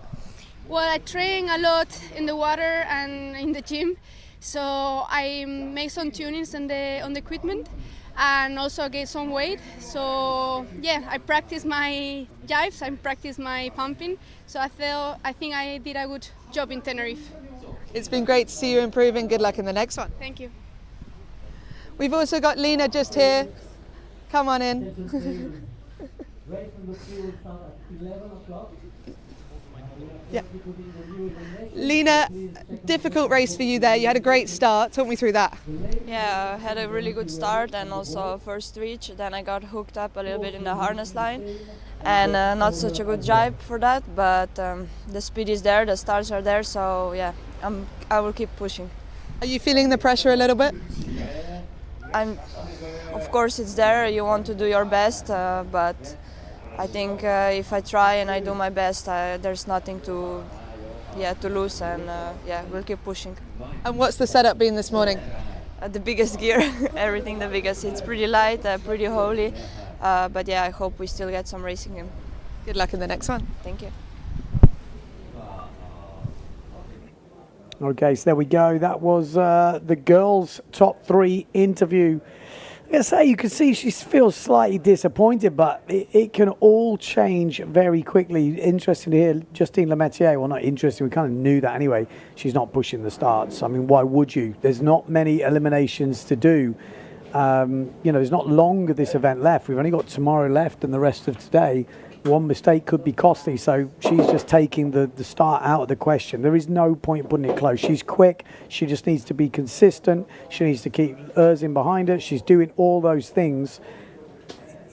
It's going to be tough for her because she's going to have to make some comebacks if she's not nailing the start, but it's working so far, so I think she needs to stick with those tactics. That is the way the beach is looking here in Japan right now. Is the wind going to stay up? Well, they say the best wind here is between 9 and 11.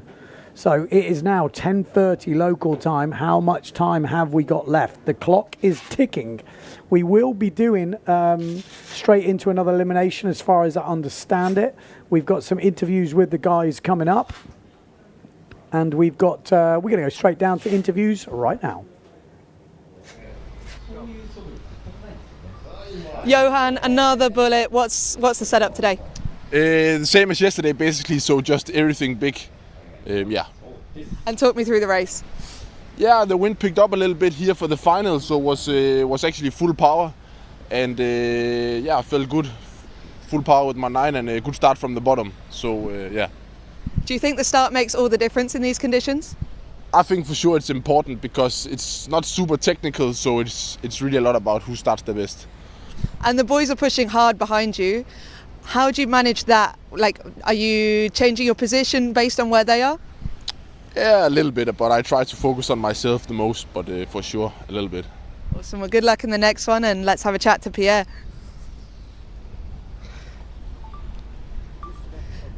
Pierre, second place in that one, talk me through the battles. Yeah, it was a good one at the end. The windiest we get, especially, yeah, all reach were pretty windy. And again, the starting area is not easy because this is where the wind is changing a little bit, so you have to check a lot what is going around. And but I think I had a better start this time, a bit high compared to Johan, and this is why he managed to be in front. For sure, he's super fast, but I think I was going fast too. But yeah, he had let's say the priority coming on the inside, and then I also had to control a little bit my inside at the first mark because the guys were coming quick. But yeah, okay, it was a good one. You're fighting constantly with Matteo. You've fought with him for years and years. Do you know what he's going to do? No. At the end, you have to do your best, and if you do your best, you can be in front of the other. If you do mistake, you will be behind. So I think we have to push. It's been good watching you battle. Good luck in the next one. Thank you.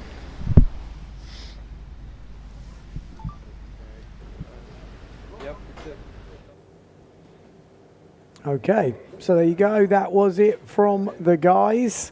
We're hearing they are measuring equipment right now. We know what happened last time they did that a few years ago. So let's see. I saw Frankie, who is the measurer, let's say, official measurer, going through and measuring foil. You know, front wings, rear wings. I'll be honest, I don't know exactly how that works, but there are parameters that they have to fit in. They have to be registered, so you can't just be using custom front wings. They have to be production, and obviously there's tolerances for those types of things. So it will be interesting. Will it throw up any surprises? I'm not so sure. I mean, obviously the main foil at the moment in this fleet, it's not a secret, they're all registered, is the Patrick Ion foil. Yeah, so we'll keep you posted. We'll be going into elimination soon. Keep your eyes on the live ticker. At the moment, what does it say? At the moment, it says, I don't know what it says. Well, there's a new one coming up at 2. 11. 2 ones is 11, obviously. Not a 2. So there we go. Coming up soon. Stay tuned. See you soon. 空港に着いた時からワクワクが始まる。飛行機の迫力、空からの景色、気持ちはぐんぐん高まっていく。空旅にしかないハイな気分があるんだ。ANA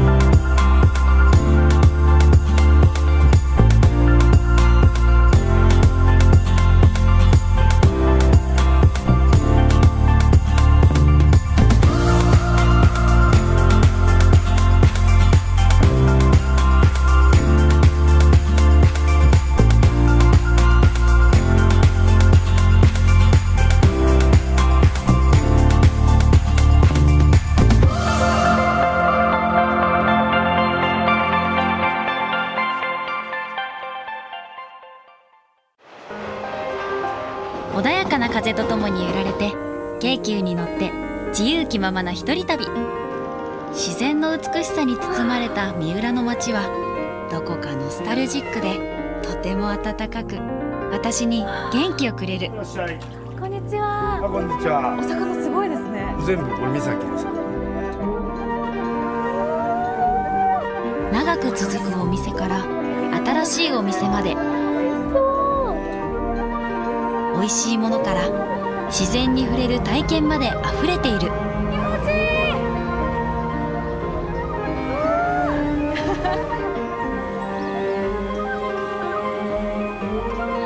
心のざわめきが風や波とともに穏やかに消えていく気がする。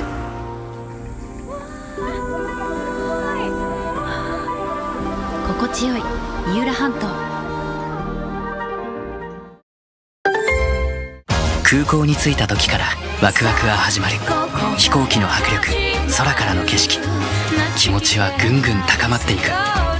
空旅にしかないハイな気分があるんだ。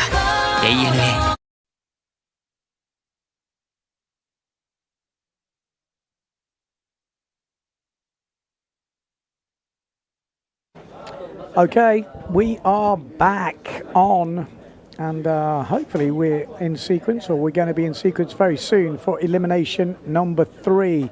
We're obviously in Japan for the Fly ANA Windsurfing World Cup, heat number 1 coming up, which is the first round of elimination 3. We've got Everard in this, we've got Anami in this, we've also got Riegler, Struismar, we've got Kayama, we've got Kutsuma, we've got Nakajima and Rikitake. You can see there, Nakajima, quite a young fella. Quite a few young, actually, Japanese riders coming up. Kayama. Red flag, 4 minutes to go. Looks like we got some breeze. Listening to the boys, it sounded like it got windy during that final. Pretty interesting because today actually was one of the not so good forecasts.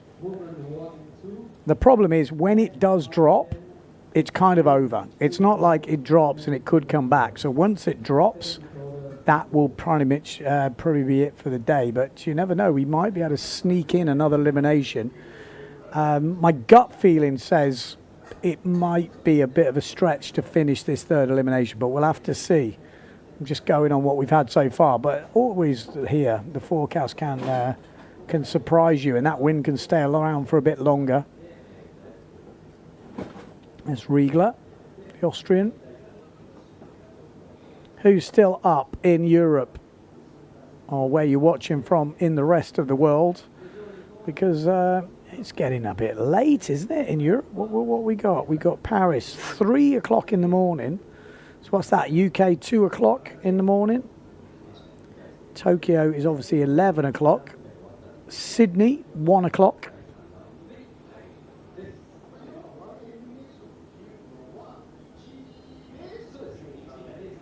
Will we see any upsets in this round? At the moment, the World Tour leaders are keeping it together and looking very solid. Obviously, Justine Lemaitre leading in the women, but in the men, it's not Matteo Yukino who's winning, but he's up there very solid in second. 4 races to be completed, 4 eliminations to be completed before there's a discard. Bruno's still there over in Belgium. Got Billy in the UK still up. 3 o'clock in Sweden. I did get a little lesson on how to say Griezly. I can't even say it the way I was saying it now, because we were talking about George Grizzly before. I got confused. Sorry. Gisler. She did tell me how to say it, I forgot already. But I realised I can't do it with a Norwegian accent and commentate. It's literally impossible to say it within commentary. I don't know how. Is there many Norwegian commentators or Scandinavian commentators? It must be difficult with all those kind of weird emphases you put on different letters. It's hard to get into a flow.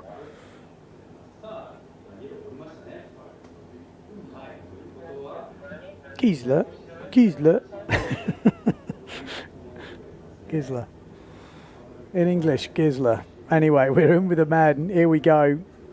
Heat number 1. Everard, Anami, Riegler, Struismar, Kojama, sorry. We've got Kutsuma, Nakajima, and Ricky Take. 10 seconds to go. A little bit of jostling for positions. Let's hope everyone stays behind the line. Oh, that duotone looks like they're either early or late, but maybe very early. We can't see the drone, but I would worry they're very early. Yes, they're trying to burn off some speed here. There's a few people trying to burn off some speed. Oh, no, it's all good. So there we go. Good clean start. Japanese crew first over the line.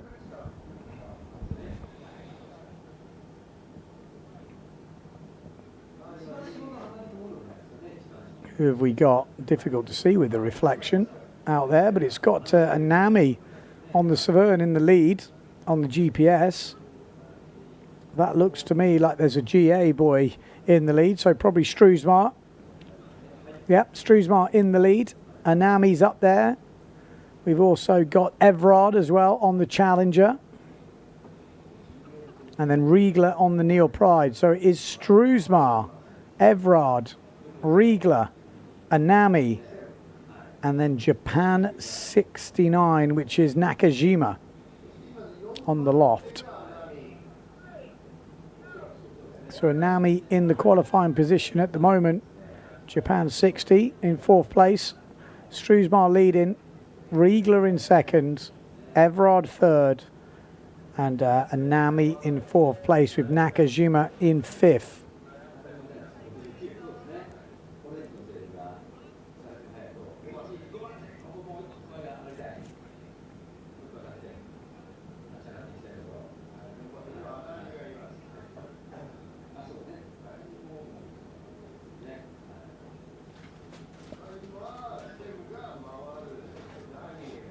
There we go, good jibes from the front 3. Pretty light, you can see. Struismar really trying to keep that thing on foil. Anami as well, just dropping off the foil. So a couple of the lighter riders are starting to struggle. Nakajima coming through. I think Anami's lost this. He's going to lose a lot of energy here when he feels Nakajima go over the top. So that is advantage Nakajima into a qualifying position. That battle is, I think, far from over. But at the moment, it's advantage the loft rider, Nakajima. Struismar, big fella from Holland. They're all big fellas over there, to be fair. Riegler, Everard, Nakajima under pressure now. He's got a Nami behind him. What will he do on this jibe mark? Nakajima, can he keep it together? Anami going for the inside. It's a good jibe, and it's a really good jibe from Anami. So 1 jibe mark to go. This will be the battle, and Anami's putting in some pumps here. Just got to get it close. You know, it doesn't look like much, but if you can just gain an extra meter, that can be all the difference between getting inside on the next jibe mark and getting that overlap. And it makes all the difference. Look at this. This is going to be a great battle for the Japanese riders. Anami, the young Japanese rider, going against Nakajima here on the loft. So Severn versus loft. Starboard versus Patrick. And Anami's making some ground. And he's done really well there. Nakajima just showed him the nose of the board as we come into this last mark. And Anami put the work in, and it's definitely paid off. Will we see anything more on that battle? We've still got to get the jibe. Let's go back to that battle. There we go. It's all about that jibe. Does he keep it high and dry? The last time we looked, Nakajima had the advantage coming out the jibe. But Anami is not going to stop pumping now. He's touching down a fair bit, but it isn't going to make a difference. So it will be Struismar who qualifies comfortably. Riegler from Austria. in second, and Everard in third place, and then taking the fourth spot should be Anami. And that was a good battle between these two Japanese riders.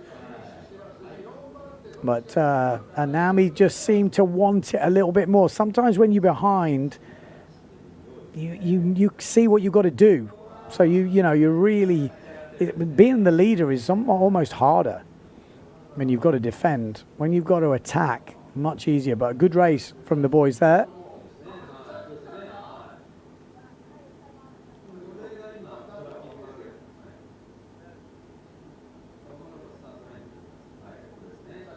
So San Francisco is tuning in. 6 p.m. in California, says Eric. Was that a general? No. Looks like a good start. Look at that. Japan 40 on the no cam. Giving it a good go on the Liberty sail. Nailed the start. So who else we got in this race? Is that Kenta? I think it is. Kenta, Japan 6.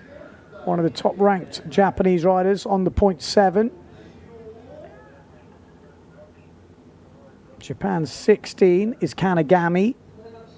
We've got Tajima is Japan 75. Takeda is Japan 562. So Takeda in second place. Oh, nice. On the inside, on the Neil Pride. I think that's Tajima. So it is slightly dropping, we're here. 7 to 9 knots. Kenta leading. Takeda in second place. Tajima in third. And then we've got Japan 40, which is Kojima.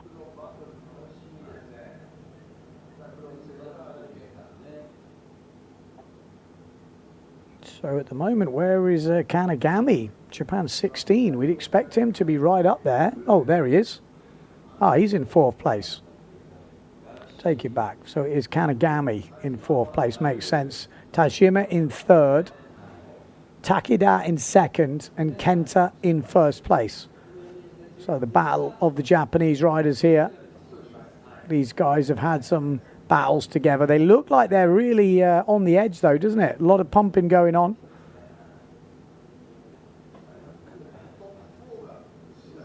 Kenta, mentioned by a lot of people as maybe one of the top Japanese riders.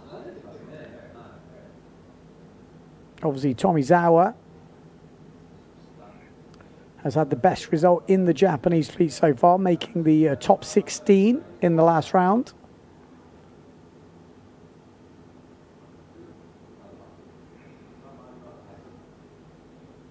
See if we see any mistakes as we come into the final part of this race. All riders getting through nicely. Should be an easy qualification for these boys. So top Japanese rider at the moment is Tomizawa in 15th place. He had a 14th in that last round and an 18.5, just missing out on the top 16 first one. We've got Anami as well, looking good in 19th place. And then Kuragano in 21st. Kanagami, who we've got in this race, in 21st. Kenta actually, came in kind of one of the most hotly tipped, and he hasn't really had his best competition so far. I think he likes a bit more wind. So we'll have to see how we end up at the end of the week. But he's looking good in this one. Kenta sitting in 29th position at the moment. So you've got a bit of work to do. Tomizawa, the most experienced, I would say, one of the most experienced Japanese riders. We said it before, but 5 Olympic Games he's been to, so he knows the deal.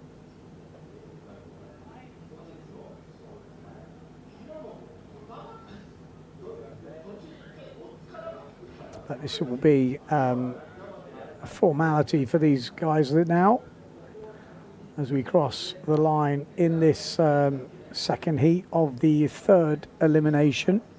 Kenta wins it. Takeda in second, Tajima. And then Kanagami.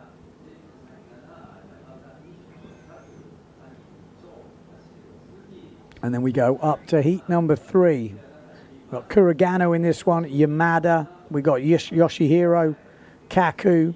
We got Wayne from Hong Kong. Wayne Suzuki from He's going to be pretty quick, I reckon. Mishishima and Koyinda. Here we go, Yamada on the duotone. Koyinda on the loft sail. He's been doing the tour a long time. And Wayne, good start from Wayne. Hong Konger down that bottom end. A few pumps he's sticking in here. Can we get Wayne into the next round? Ahead of Yamada at the moment. We've got Kuragano. He's been looking good, actually. He's had some good races so far. Japan 8-0-1 with a big Japanese flag at the top of the sail. Wayne looking good in second place, but Yamada's putting in some speed here. Yamada rolling over the top of the Hong Konger. And then Koyinda knocking back the years, put some speed in. So Kuragano round in first, Yamada in second. Koyinda, oh, nice jibe from Koyinda. Might put himself in a qualifying spot here. And he does.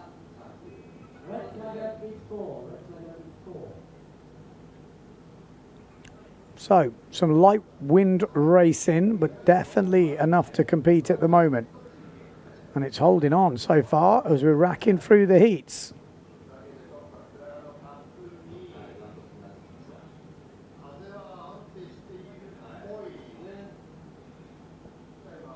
Kuragano holding it together. Yeah, he's having a good competition here. Yamada, a lot of experience on the PWA tour. He's come through all the Finn Slalom. So has Koyinda as well. He owns the windsurfing shop down the road from here, actually, Koyinda. And it looks like we've still got Wayne up there in third place. Bruce Wayne. He is Batman, yes.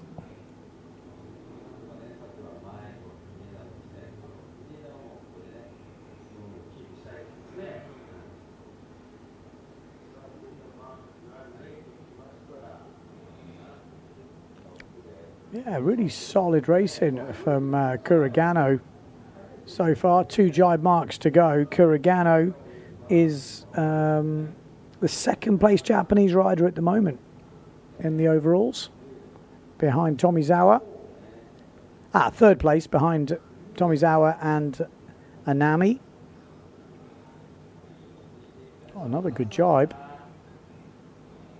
He's holding them off. We've got Japan 28, who's in the mix here in 5th place.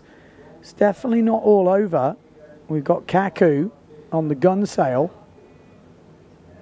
So Koyinda, he's ahead at the moment, but he's got Kaku breathing down his neck.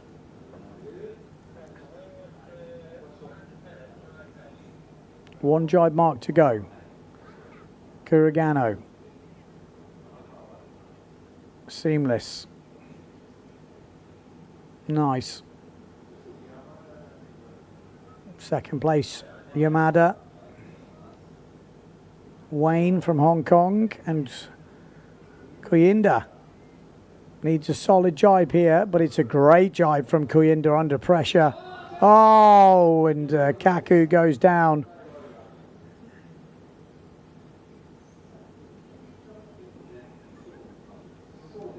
Yeah, Yoshihiro, too much to do now. He's left the comeback late, but good racing from Koyinda here in 4th place. Really solid. Good race from Wayne in 3rd.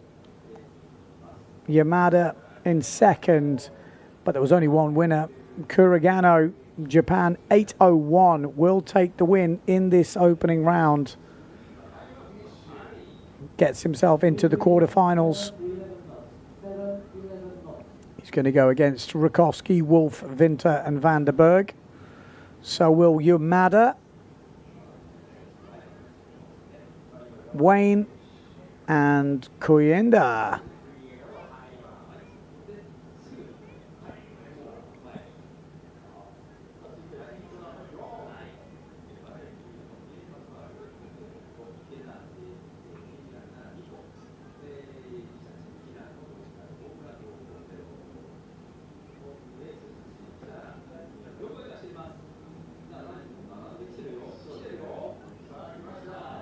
Here we go, back up to the start. Heat number 4. Got Makur in this one on the Neil Pride. We've got Ikeda. Preen's in this on the Neil Pride as well. Makoto. Komura. Kitahara. Yoko. So looking good from Makur and Preen at the moment. We've got Ikeda as well, Japan 5, looks like he's in the mix. And maybe Makoto. And Komura.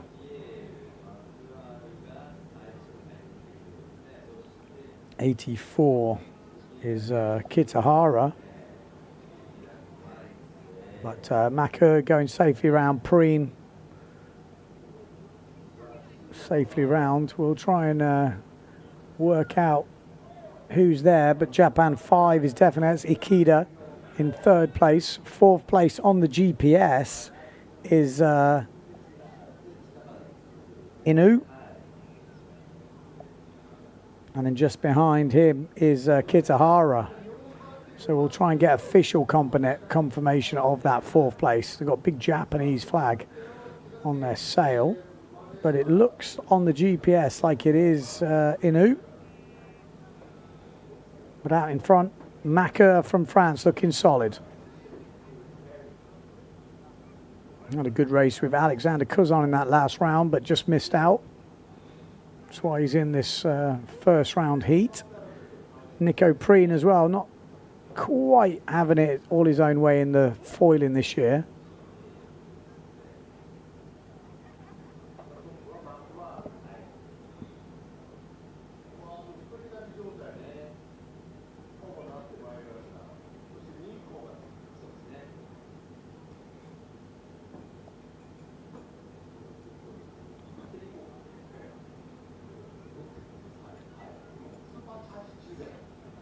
Yeah, looking solid.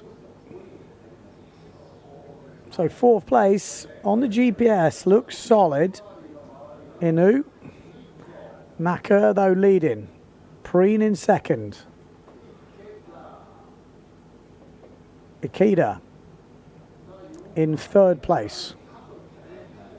Still not had a visual of 4th place, so we're just relying on the GPS at the moment, but it looks pretty solid.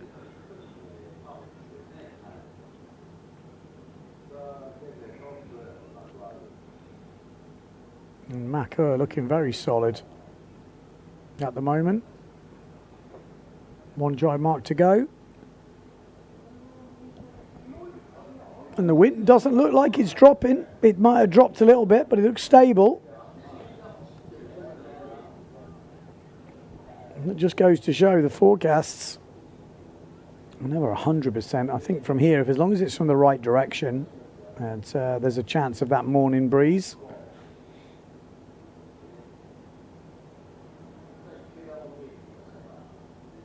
So Makur, Preen, Ikeda, and it looks like Inu will be your 4 qualifiers. Obviously still got that last jibe mark to do. Kitahara, I think on the GA, is maybe a challenger. But Inu looks like they got round that last jibe mark okay.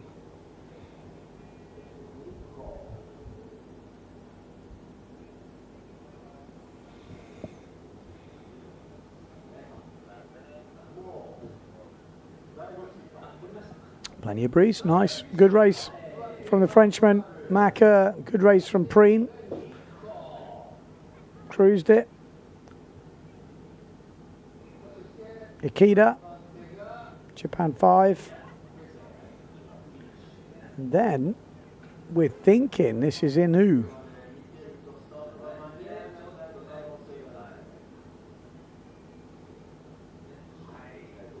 Who should be Japan 550.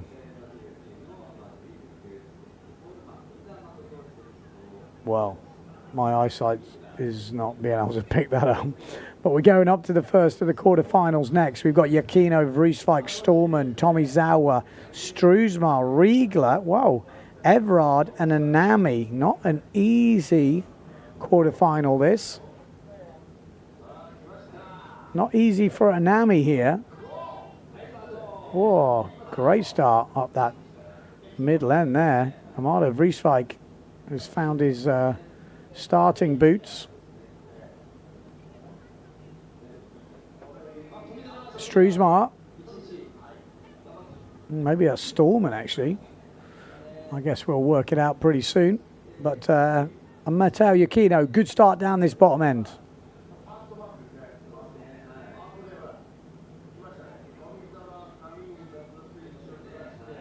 Amado looking solid. Everard in 4th place. Riegler there on the Neil Pride. But it will be Matteo Yakino, solid as ever. Struisma.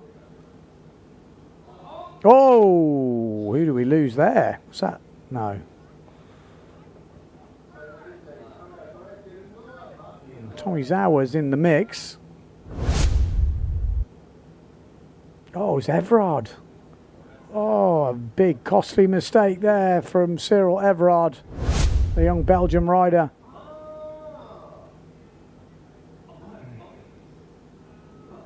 So it looks like it is Stallman up in 2nd place. So we've got Matteo Yakino in 1st, Stallman in 2nd, 3rd place Amado Vrieswijk. Then we've got Struisma in 4th. And then we've got Riegler on the Neil Pride in 5th, followed by Tomizawa from Japan.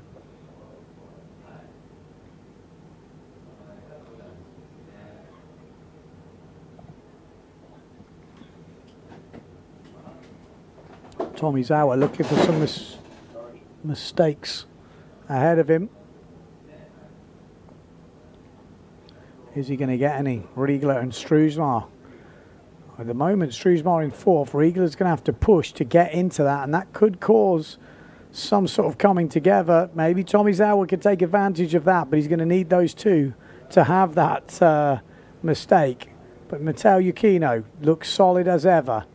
Stallman looks good. Amado Vrieswijk, Struisma, Riegler. Good jibe from Riegler there. He's going to put a bit of pressure on Struisma here. That was a great jibe from the Austrian. And that's what he needs to do. Keep that pressure on.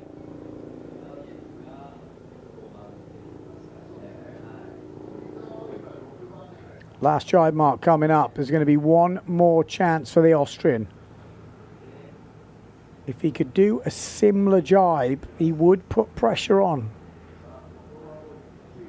Struisma will be feeling a bit of pressure now as we come into this last jibe mark. Matteo Yakino, solid as ever. Stallman, looking good. Vrieswijk, keep your eye on that battle for 4th and 5th. A little wobble from Struisma. Switches the feet, but it looks pretty good to me. No mistakes from Struisma. And there we go. That is the door shut pretty much. You're not going to overtake Struisma on the reach. Or are you? Probably not. Plenty of wind though. Look like the boys have got power. Just having a little play around here. Struisma and Riegler. Top 4 will qualify for that semi-final. So it will be Riegler that's going to miss out. Whoa, that was close from the drone with Matteo Yakino. So Matteo Yakino, Stallman, Amado Vrieswijk, and it will be Struisma that takes the 4th spot.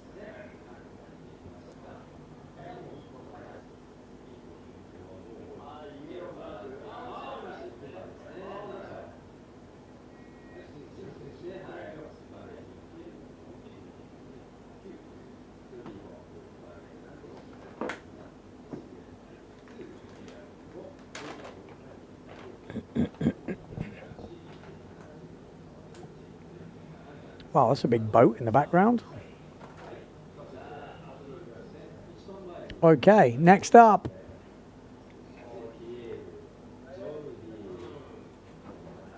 Heat number 2 of the quarterfinals. Heat number 6 it is. Second of the quarterfinals. Mortafon, Vonk, Cousin, Colombo, Kenta, Takida, Tajima, and Kanagami.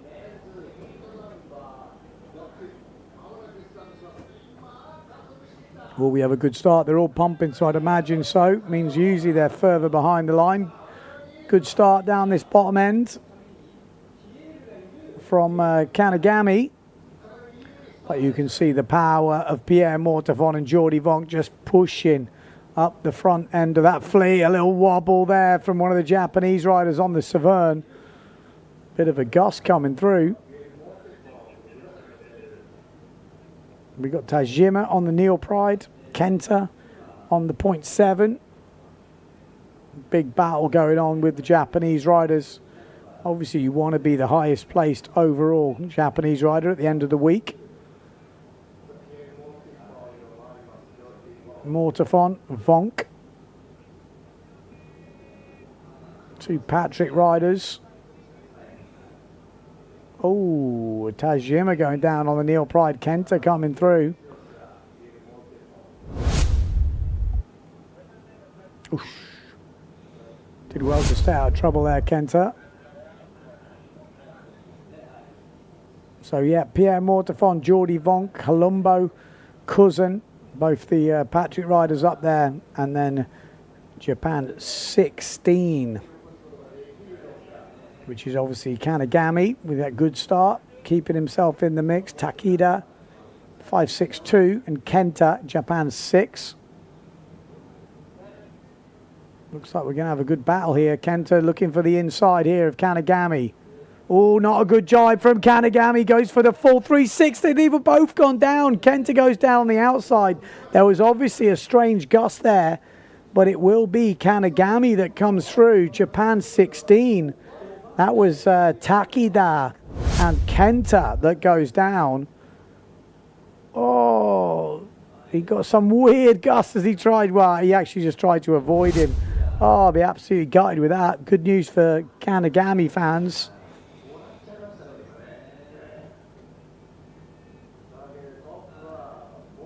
We like to see those type of moments on the jibe. Makes it exciting.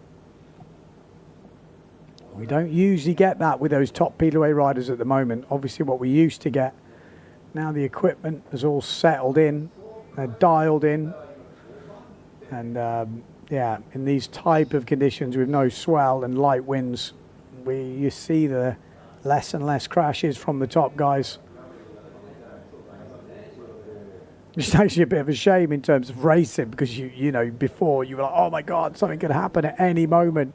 Whereas now they're getting so good, you're not seeing hardly any mistakes from the top boys in the business. One of them, Pierre Mortafon, looking like being vice foil world champion this year behind Matteo Yukino, but still looking to get a good result on the podium here in Japan. Jordi Vonk in second place in this one. We've got Colombo and Cousin, who will be your top 4 riders, then Kanagami from Japan.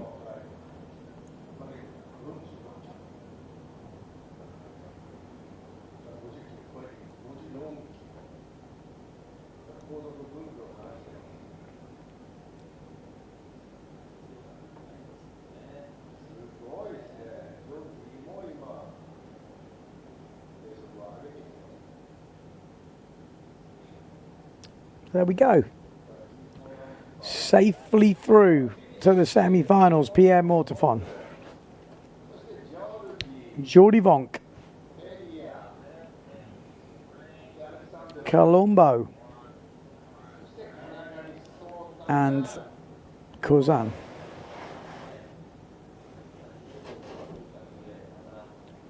So next up, we've got the third quarterfinal, heat number 7. Rakowski, Wolf, Vinter, Vanderberg, Kuragano, Yamada, Wayne and Koyinda. Could we see any of the Japanese crew pushing through to the top 16?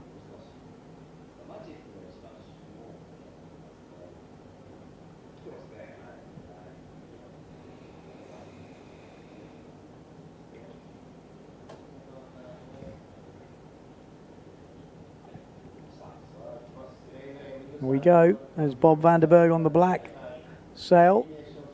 Maciej Rakowski on the Pride. It does look like there's a few lighter patches. Good start from Maciej. Good start from the Wolf. Bob Vanderberg a little bit further back. But we've got Kuragano, who once again looking pretty good with the big Japanese flag on the sail.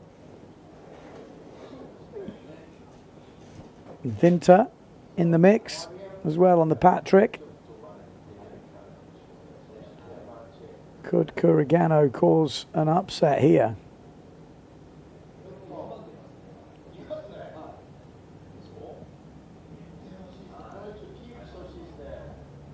But the Wolf goes round in first. Maciej Rakowski in second. Bob Vanderberg third. Then Vinter in fourth. Kuragano, good jibe from the Japanese rider. Yamada, Koyinda. And then Wayne is the way it looks at the moment. So Kuragano not giving up on that top 16 place. That's what these boys are looking for. If you can get in the top 16, that's a great result on the PWA Tour. So Kuragano here, you can see, really putting in the effort. I'm pretty sure he's got an IQ foil background. But the Wolf looking good. Rakowski, Vanderberg all safely around. Then we've got Noah Vinter. Good jibe from the Danish rider. Kuragano, though, is not going away here. If there is a mistake, he is going to be right there to capitalise. He is pumping through.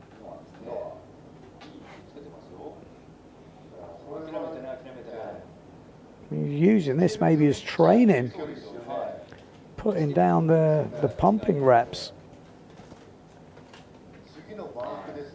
He's still with him here. He got some speed. Be interesting to know how big the wing he's riding is. So let's see. 2 jibe marks to go. Could the Japanese rider make an indent? Bob Vanderberg through safely. Oh, Vinter, not a good jibe from Vinter. Opens the door here for Kanagano. This could be the moment. The Japanese rider seizes it. He goes into 4th place, and this would be a qualifying position, a top 16. All eyes now on the Japanese crew. The Japanese commentary will be going ham in a minute. But at the moment, Vinter's still in it. He's back on track. We've got 1 jibe mark to go. Kuragano, I should say. He's on it right now, trying to cover Noah Vinter. He's pushing him down. He's got to try and do something. He hasn't quite got the speed. I think Vinter's got the edge here. He's always nervously looking over. He's trying to see has he got a gap. Now he's trying to create space. He's trying to try and go the inside of Noah Vinter. Noah Vinter goes up. Karagano looking to the inside. Oh, it's not a great jibe from the Japanese rider, and Noah Vinter's back on it. But he's not given up. Kuragano is going to pump for all he's worth here. There's a gust as he comes through, and Noah Vinter accelerates away. Oh, there was a moment there. We thought he could have got it. Kuragano from Japan just is going to miss out, I feel. But an exciting moment for the Japanese commentary here, where there was a moment. There was light as the door opened up, but it will be the Wolf that wins it. Maciej Rakowski in second. Bob Vanderberg in third. But yeah, it's going to be Noah Vinter just ahead of Kuragano, and he knows that was his opportunity. He knows he let it slip. I think that the excitement got to him, because I think just having his eye on Noah Vinter, he kind of stepped off the gas himself, just Looking at that. But a good race.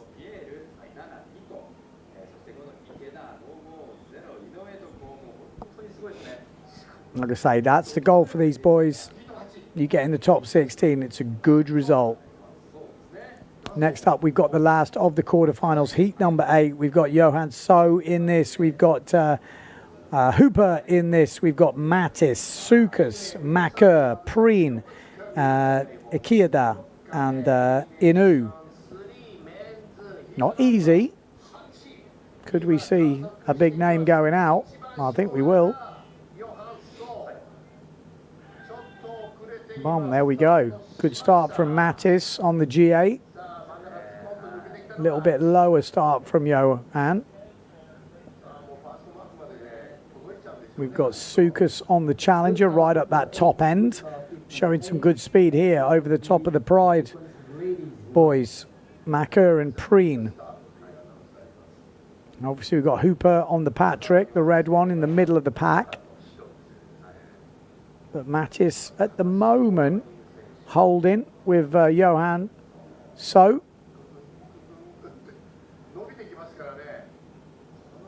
Okay, there we go. Johan rounding first. Mattis going to take the inside. Oh, big crash from Sukas and a wobble from Preen as well. That's opened it up for Makur to extend a little bit of a lead in 4th place. But Sukas, yeah, he's been having a few problems on the jibe marks. Not quite sure what's going on there. But that's 2 crashes out of 2. Not what he needed. He has changed foils, so maybe just a bit of getting used to it. But look at this. Like formation racing here. Johan So, Mattis, and Hooper. But it's Johan rounding first. Mattis in second. Hooper in third. Good jibe from Hooper. Makur ahead of Preen. And Preen's gone down. No, he hasn't. He stayed up, but it's not looking good for the German. Yeah. That's cost him.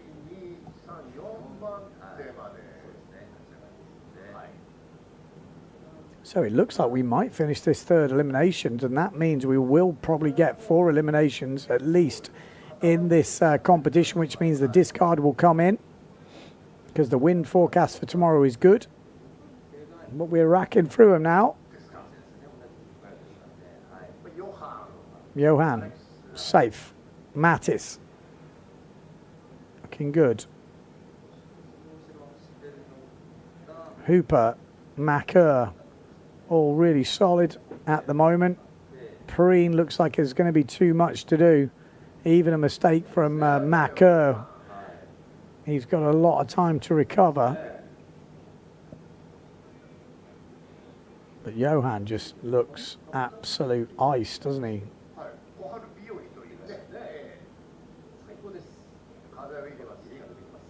Just has a quick look over his shoulder, make sure no one's crept up on him.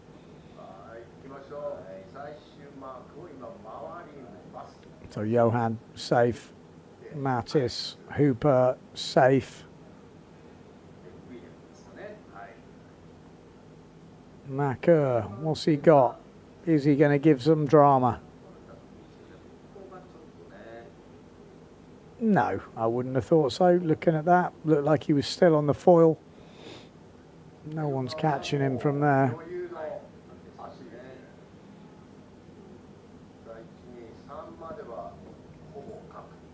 So that will be the last. Oh, Preen on the reach, nearly lost it.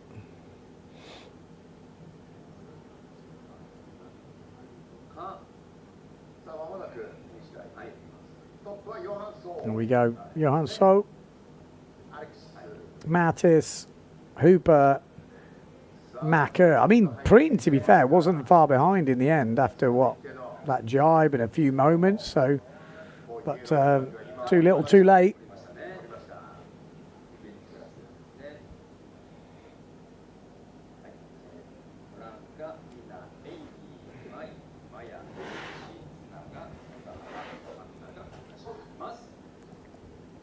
Okay, women's semi-final, number 1. Elimination 3.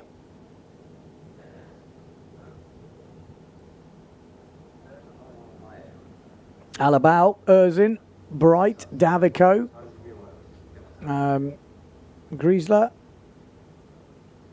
We've got Onishi, Sunaga, Takahama, and Biaggiolini.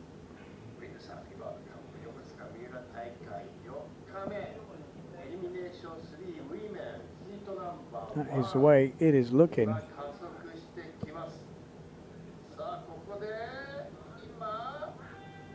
There we go. Ooh, looked a good start there from Bright from New Zealand. Also, good start down the bottom end on the Patrick.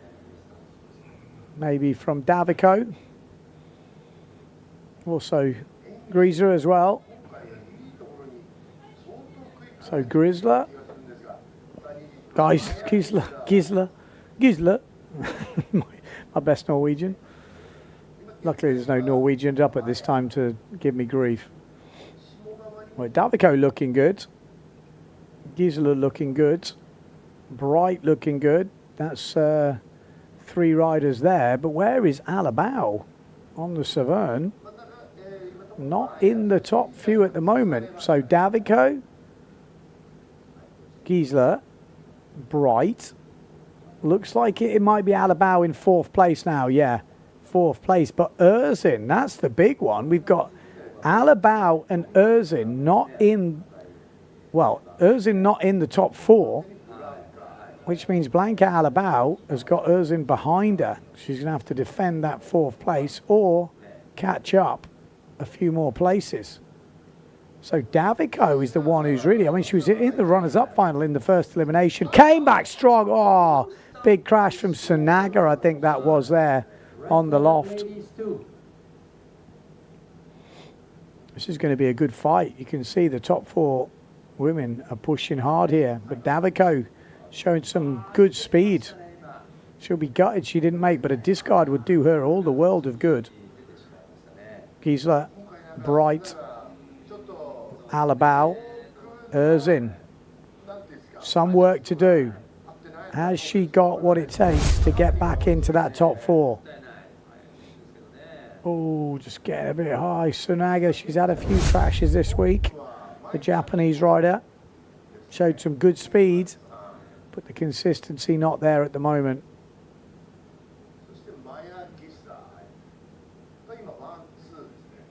Well, big fight going on here, and there we go. Blanca Alabao does go over the top of Bright from New Zealand.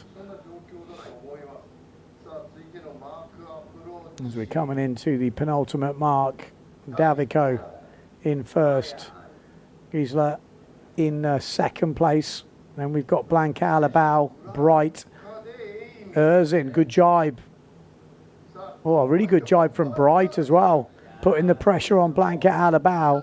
It's going to come right down to it. Exciting race. Lena Erzin, could she just hand the title to Justine Lemaitre? I mean, it's not as simple as that, but if she weren't to make this 3rd elimination final, it definitely would be a big advantage to Justine Lemaitre. I mean, she's gone low, but she doesn't seem to have a speed advantage at the moment. It's got to come down to jibing or a mistake from the other riders, because there's no out-and-out speed difference. 1 jibe mark to go. All eyes are on this battle. Who will be in the top 4? Who will make the 3rd elimination final? Davico has really thrown the hammer down in this one. She's going to win it. So Davico goes inside. Oh, Blanca Alabao, some great racing to get up into 2nd. Gisler and Bright, there's no chance here for Erzin. And this is a disastrous 3rd elimination from the Slovenian.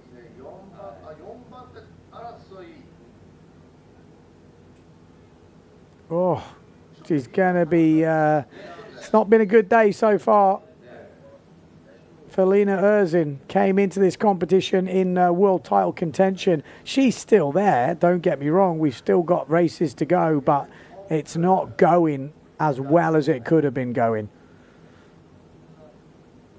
But a great race from Mai Davico to win it. Gets herself in the final. Blanca Alabau, good race from her, come back to second. Gisela in third, and Bright from New Zealand, the two newbies on the tour. First events for these girls, brings it home. Okay, here we go, heat number 2.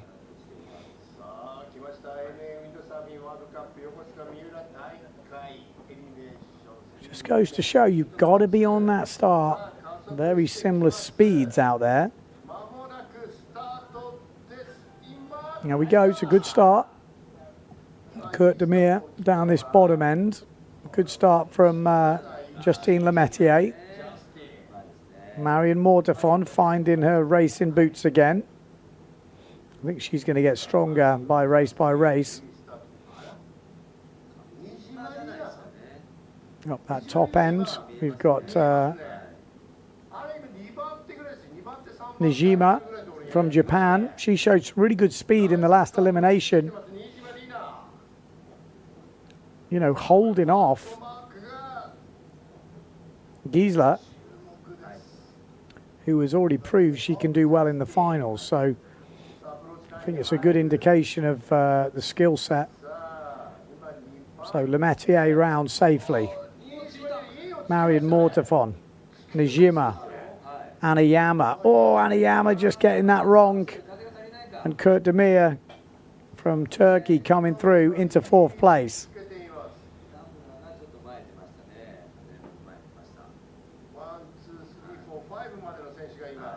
Good racing from the women's fleet. Putting up some drama. Got some consistent racing in not easy conditions. Anything can happen. Top 4 go through to a final.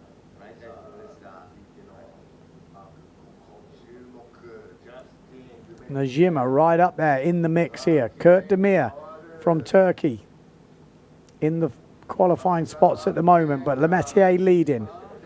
Marion Mortefon second. Then Najima. Then Kurt Demir, and then Anayama. Anayama still has a chance here. It's not over, but Van der Veen coming back strong here. The Dutch rider.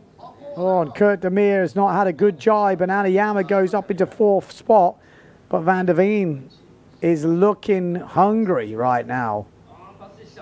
Wow, this is a great 3-way battle here. Turkey, Holland, and Japan fighting it out for the 4th and final spot in the final, elimination 3. Kurt Demir choosing a different line to come up. You've got Van der Veen sailing in the middle, and then Anayama steady down that bottom line. 2 jibe marks to go. There's a real battle for that 4th place. That's where it's at. Justine Lemaitre looking very solid at the front. Anayama coming back strong on a lower line though. Will that prove a good line? Maybe Van der Veen's going to get the inside, but it's a great jibe from Anayama, but she had to slam it in, and by doing that she drops off the foil, and that gives the advantage to Van der Veen. So now Van der Veen coming back strong, and Van der Veen does in fact go up into 4th place. Anayama is still in this, but it was a really tight jibe from Anayama. I didn't even think she could get it round so tight, but in doing so, she dropped off the foil, and now she's opened this race up. Anayama from Japan, Van der Veen from the Netherlands. The fight to make the final. Kurt Demir looks like she's dropped out of this race now, and it's a 2-horse race. Out in front, Justine Lemaitre looking solid, but it looks light on that jibe mark. We could have some drama here. Let's go back to that jibe mark. Najima, right round nicely. Then Marion Mortefon. Who will get the 4th spot? Will it be Van der Veen? Will it be Anayama? Oh, it's a great jibe from Van der Veen. Good jibe from Anayama. Oh, but very good from the Dutch girl. Oh, that was close. Anayama not going to make this final by the looks of it. Gave it a good go there, but Van der Veen with a great comeback. She takes her arm off. She's probably feeling a bit of cramp right there. But another devastating performance from Justine Lemaitre to easily make this third elimination final, and she is looking oh so like the world champion in 2025. Second place, great race from Nijima from Japan. And she'll be getting the crowd going. And maybe a chance for some decent result here for Nijima. She's looked good. Marion Mortefon in third, and it is Van der Veen that takes that fourth and final spot. Yellow flag is up for the men's semi-final. Heat number 9, semi-final 1, elimination 3. We've got Yakino in this, Stallman, Vrieswijk, Struismar, Mortefon, Vonk, Colombo, and Cousin.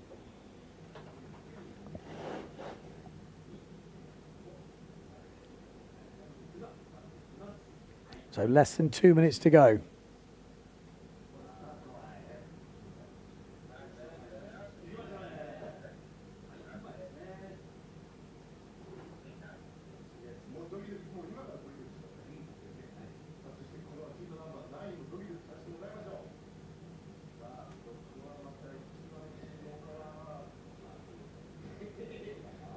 So minute on the clock.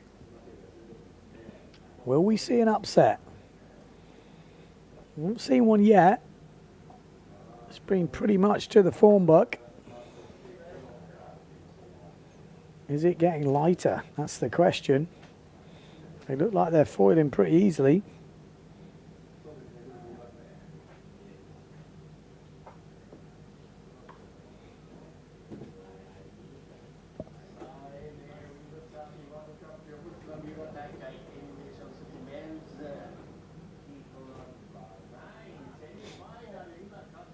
We go.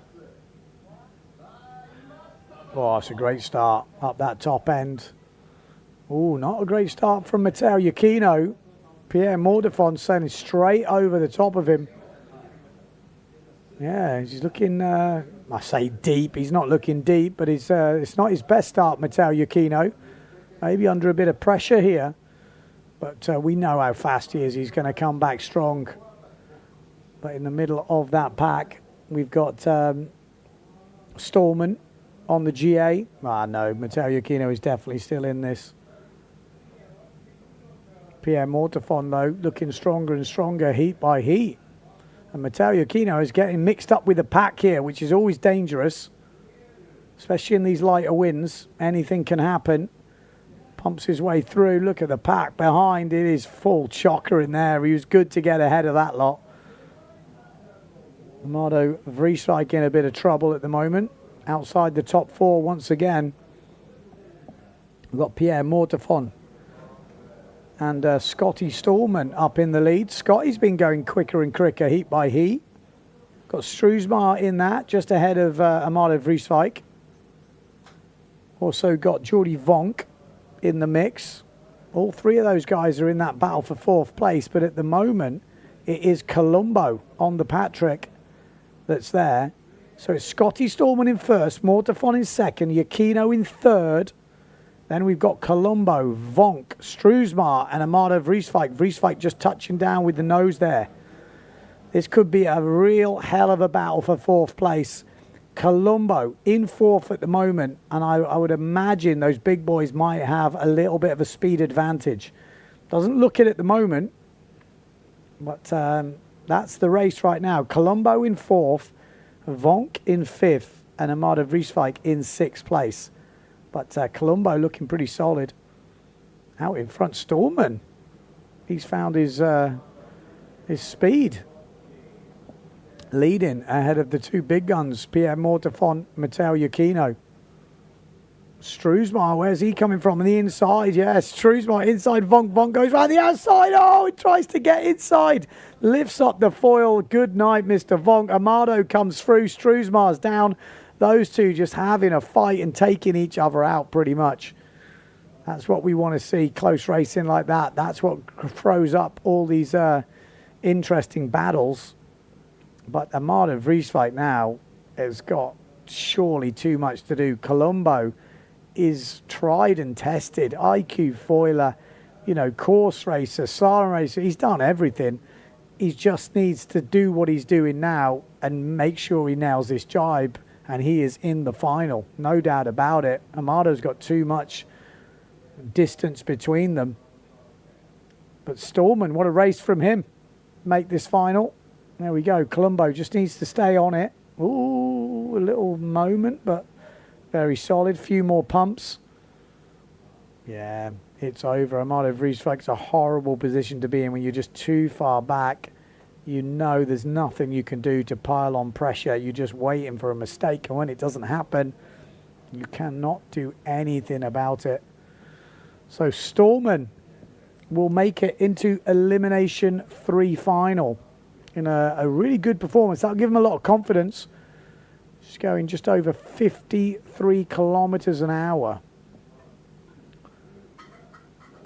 Remember, you can enter the water speed challenge. Matteo Yukino's in there. Pierre Mortefon's in there. So you've got the finalists in there. And then Colombo does get that 4th spot ahead of Amato Vrieswijk. So Vrieswijk not making another final. And you have to think that that podium is definitely slipping away, or has slipped away, I should say. Maciej Rakowski will be feeling pretty confident. And speaking of him, he's in this next one. The Wolf's in it. We got Van der Berg, Winter, So, Mattis, Hooper, and Macker.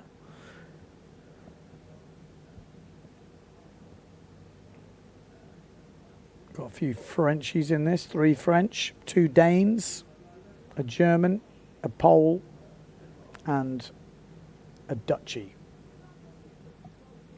Well, I've got to say, I'm surprised the wind is holding and we are racking through some heats right now.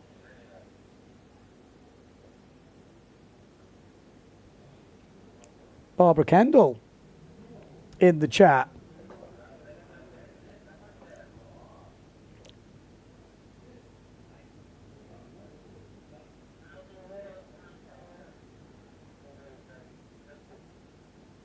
Good to see this. So some really close racing at the moment. If you have just tuned in, Elimination 3 here in Japan for the Fly A&A Windsurfing World Cup.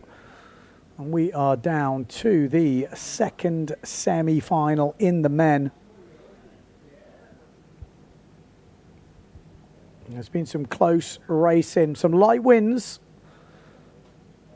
I haven't seen too many surprises, but definitely seeing some different riders stepping up.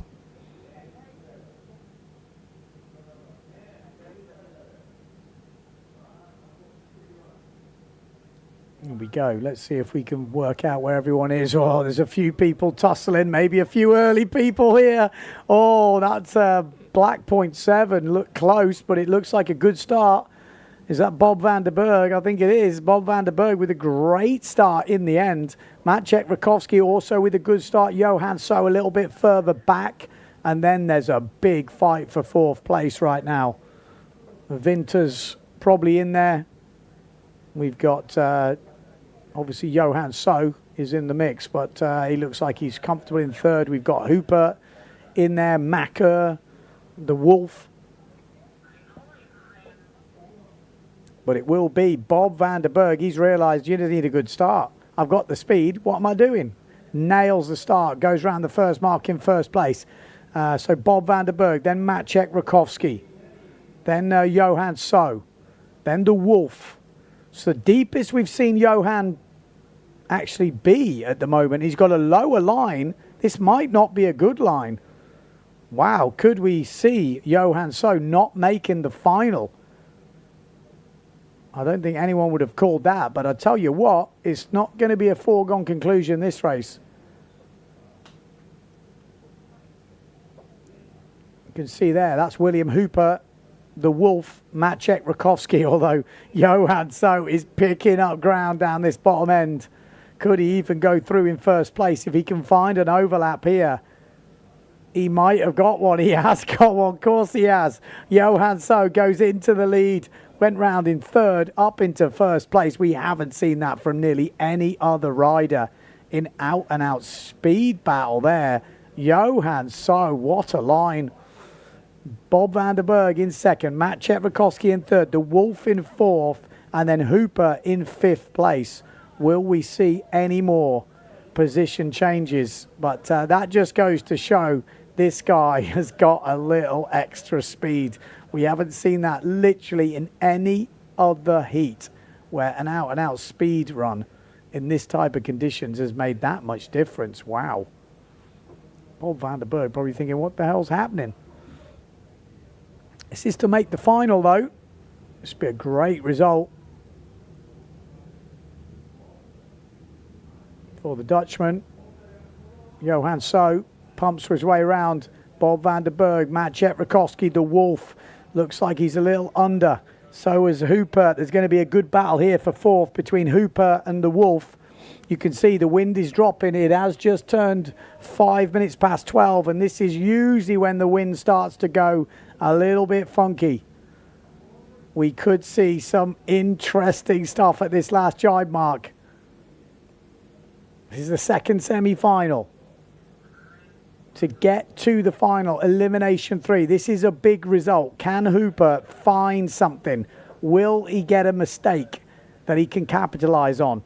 Matt Chetrakowski in third place at the moment. He's got Wolf breathing down his neck in fourth place. And then they've got Hooper behind. Johan So pulls out a nice lead. Then we've got Bob van der Berg. Keeps it safe. Matt Chetrakowski, the Wolf. Oh, it's good. It's good from the German. No mistakes whatsoever from the tall German there. And he is going to guarantee himself in a final once again.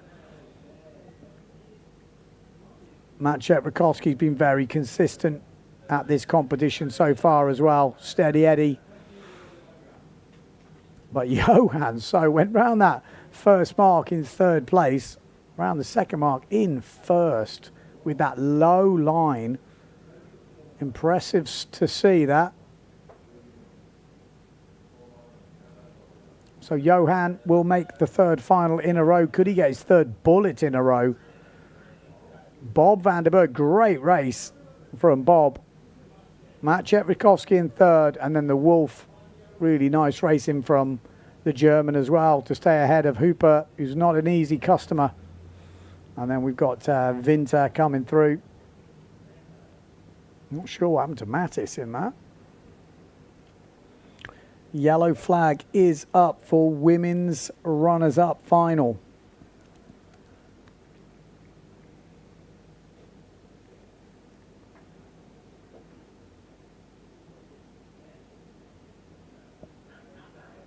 The wind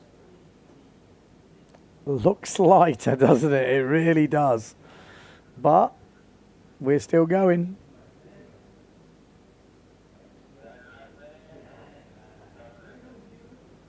Less than a minute to go.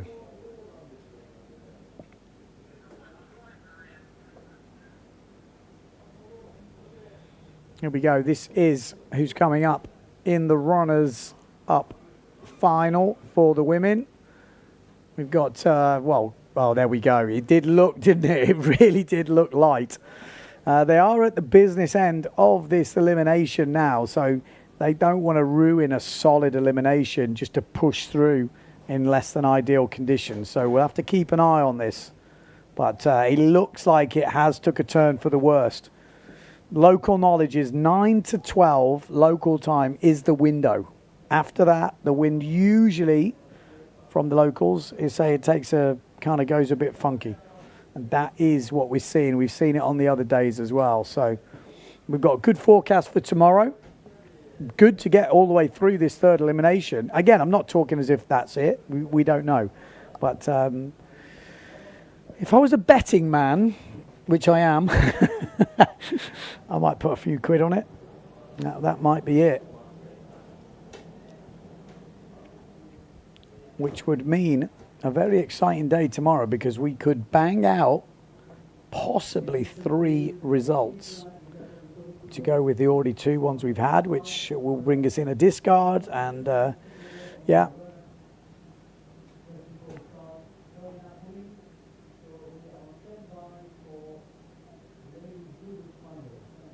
Okay, we're on standby, but someone's took the life out of the wind looking at that.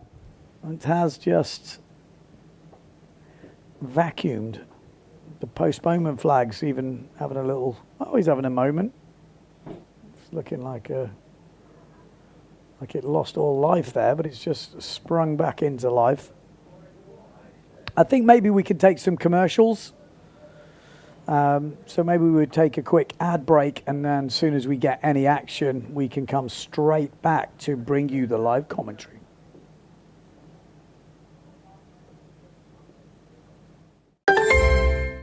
空港に着いた時からワクワクが始まる。飛行機の迫力、空からの景色、気持ちはぐんぐん高まっていく。空旅にしかないハイな気分があるんだ。 ANA。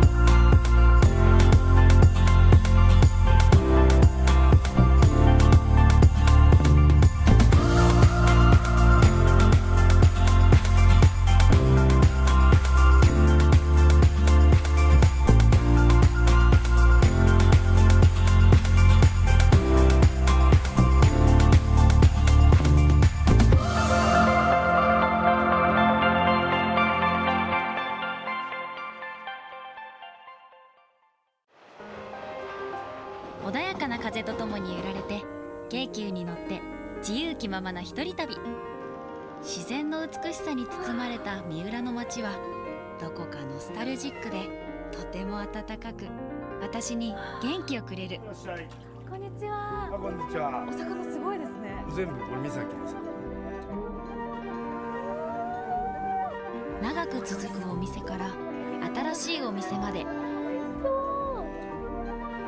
美味しいものから自然に触れる体験まで溢れている。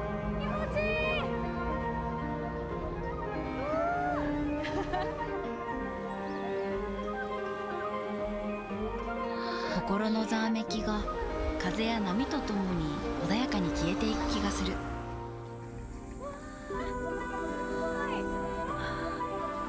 心地よい三浦半島。空港に着いた時からワクワクが始まる。飛行機の迫力、空からの景色、気持ちはぐんぐん高まっていく。空旅にしかないハイな気分があるんだ。 ANA。 Okay, so we are back. Red flag. There's been a little, like I said, that postponement flag showed a bit of life. And apparently, yeah, that was. They just got the old, when you see on those AE programs where they rub the things together, they go, what's that called? There's electrical impulse machines. They did that to the wind. CPR things, electrical, I don't know, is there a word for that? Come on, help me out there. Defibrillator, there we go. They got the defib out. Pushed it back into life. Back on. Red flag, 4 minutes to go. Runners up final, women. The defib. That's what would be good actually, to have those at, you know, windsurfing venues around the world. Electrical pulse. Smash back up the wind. I don't think it works like that, does it? I haven't had much sleep, that's why. I'm losing it.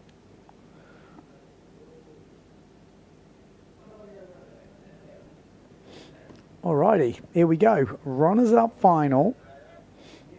What can we expect? Erzin in the runners up final. That's the kind of big news, I guess, from today. Erzin was in that world title race, and now she's in the runners up final, not where she wanted to be. Onishi's in this. We got Biaggiolini, we got Takahama, we got Sanaga, Anayama, we got Kurt Demir. We've got Girk, we've got De Jong and Saki in this.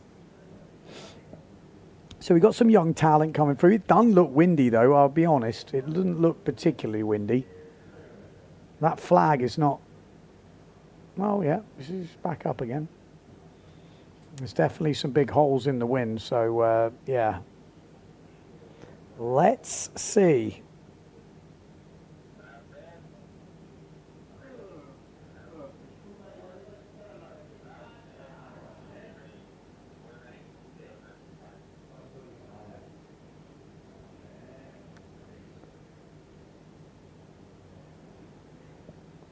Lining up, you can see there's some gusts, big holes, gusts, a lot of pumping. I'm ready.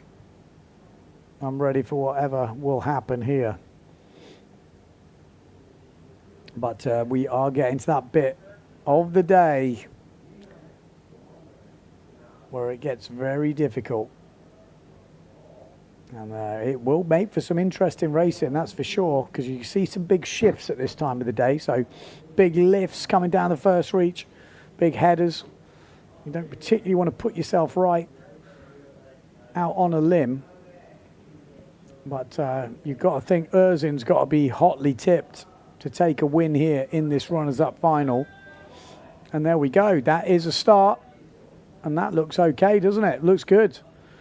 So... Erzin, Anayama. Anayama with the best start on the S2 Maui Sails. On the other S2 Maui Sails, it's Erzin. Bobby Lin in there, maybe, on that Neil Pride. We've got Onishi on the 0.7. Kurt Demir on the duotone. Got Sunaga on that loft sail, the orange loft sail.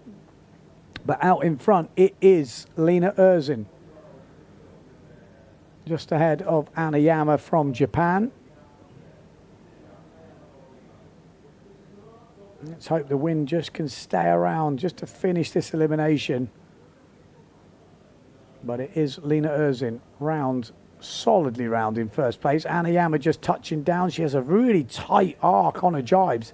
Anyone trying to go inside her like Sunaga is going to struggle. Kurt Demir also couldn't really go anywhere. Not much wind on that jibe mark. But as you see in foiling, if you can just take a wider line, stay on the foil, you can keep it going in some of the lightest of winds. The problem is once it goes off the foil, it's a struggle to get back up. And they're not cancelling this. They're looking at the wind. They're saying, well, it's okay. You've got to do some better jibes. And the leaders have got no problems foiling around. So, yeah.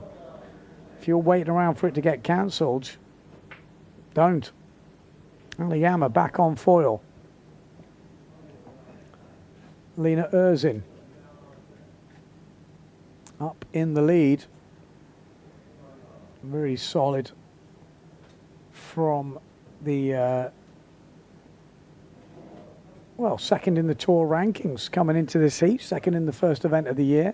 We've got Bobby Lin on the Neil Pride in second place. And we've got Japan 877, which is Takahama.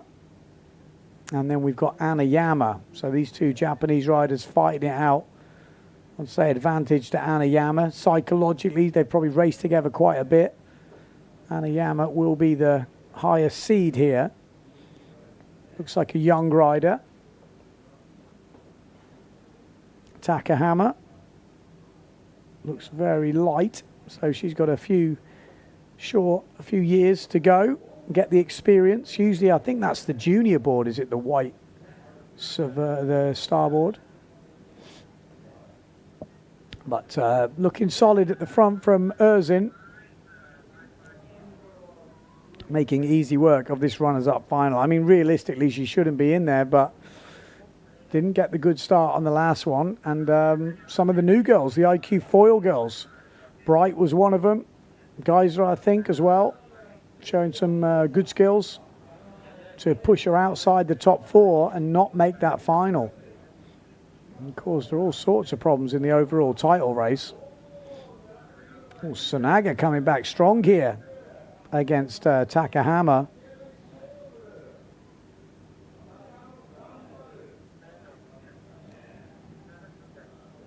So remember, this is the runners-up final, so it doesn't really matter. The 4th, 5th, 6th, you know, every place counts. So it doesn't really matter, but it's not like the, you know, the qualification rounds. This is every place is every place, but there's a good battle going on here between Takahama and Sanaga. Sanaga, we've seen her on the PWA Tour for a lot of years.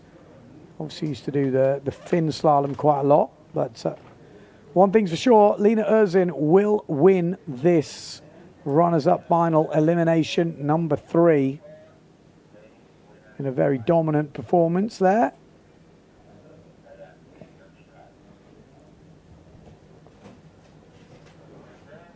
Easy work of that, but she'll want to discard this result nevertheless. It will be a 9th place, which she won't want on her scorecard.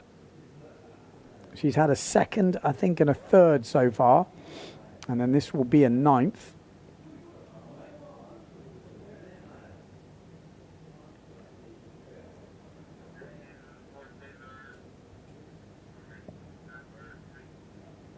There we go. You can see the gust coming down the course area. Will we see some upsets in the men's? And there we go. Officially, Lena Erzin will win that runners-up final. Bobby Lynn will be in 2nd place on the Neil Pride.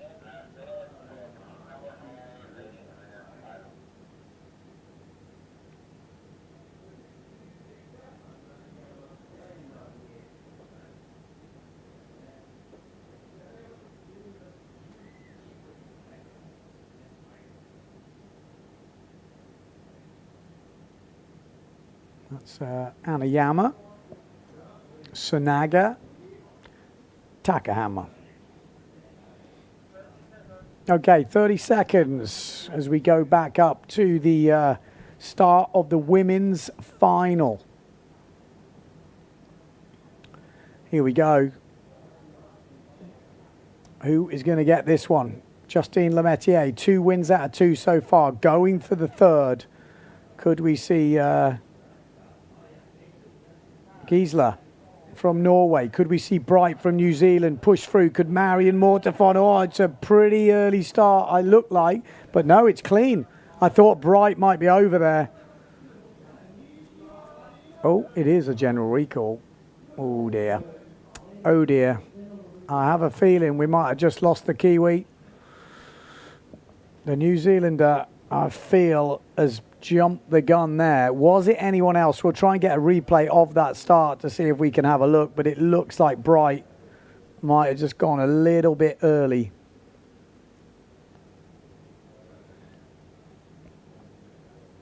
I mean, the good thing is, you know, I know not everyone is into foiling, you know, some people are into fin, but this would not be happening if we were fin racing right now. Okay, let's have a look at this start. Bright is definitely sticking out. Is there anybody else? Bright's over. Ooh, well.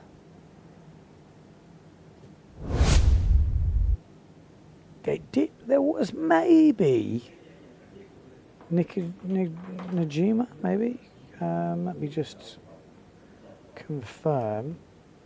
Najima, maybe, but definitely Bright. Bright's gone, which is a shame. It would have been good to see her pushing in the final.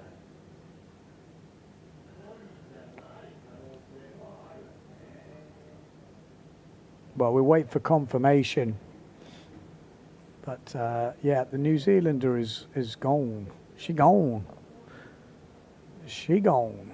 Yeah, this is the final. That's the ladies. Davico, Alabao, Gisela, Bright, Lemaitre. We've got Najima, Mortefon, and Van der Veen.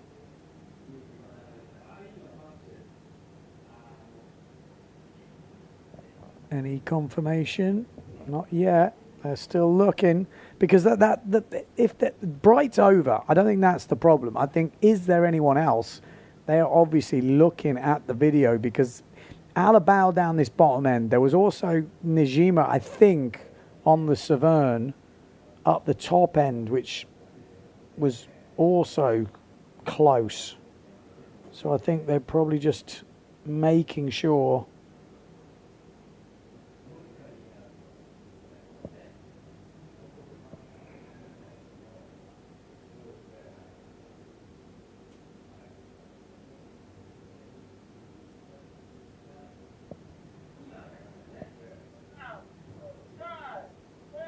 Okay, well, they've got the countdown going on, so they've obviously made the call. We haven't heard it here yet.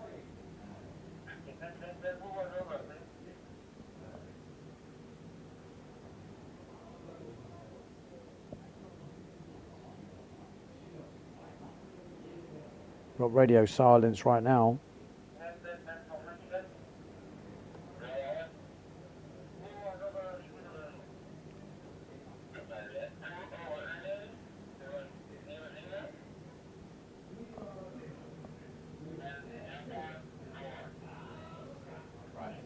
Yeah, so it is official, Bright and Nijima.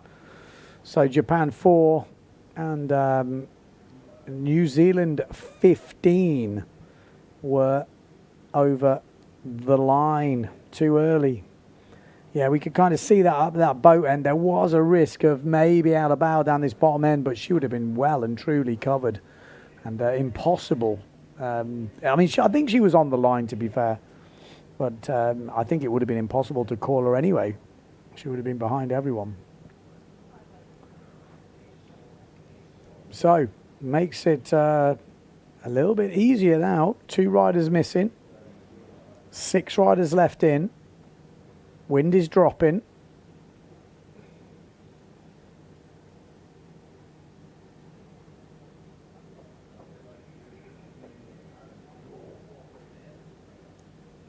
Looks light. 3 heats to sail to finish elimination 3. We've got the final of the women, runners-up final of the men, and then the final of the men.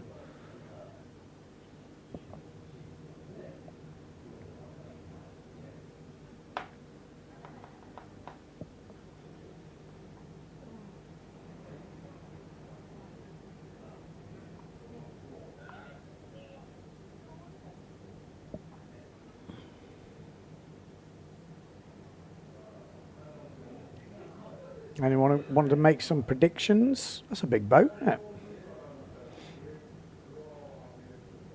A spectator boat, apparently. Pretty decent size.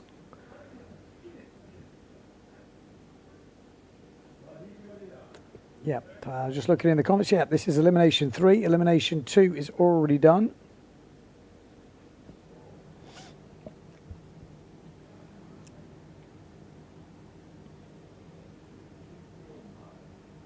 Here we go. Lining up. Oh, it's light right next to the start. You wouldn't want to slow down there. Anyone's early, it's going to be difficult. Whoa, that didn't look good for Blanca Alabao, but she's managed, I think, to stay behind the line. Blanca Alabao in the end with a great start. Giza as well. From Norway, could she get her first win on the PWA Tour? She's stomped the start on borrowed gear. The IQ foiler throwing it down right now, but Blanca Alabao also pushing on the Severn and Wee 1. Where is Justine Lemaitre? Where's Davico? Justine Lemaitre is quite deep at the moment, but she knows her nearest...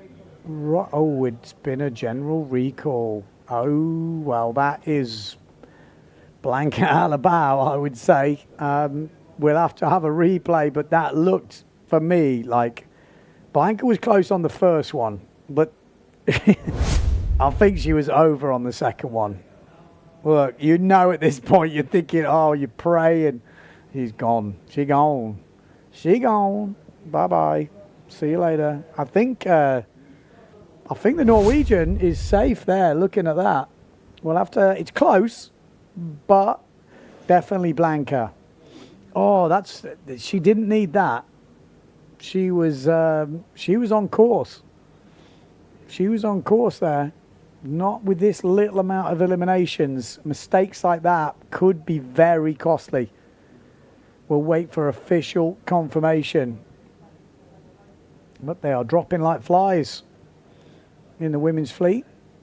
I mean, Justine Lemaitre, she's not usually that far off the start, so that kind of says something. She's not pushing the starts, as she said. She wants to keep it safe, needs to be consistent. So I think the other girls are right to push, because that's when they can get their advantage. But she's not usually that far off. And I think to be that far off means that someone was either right on it or over it.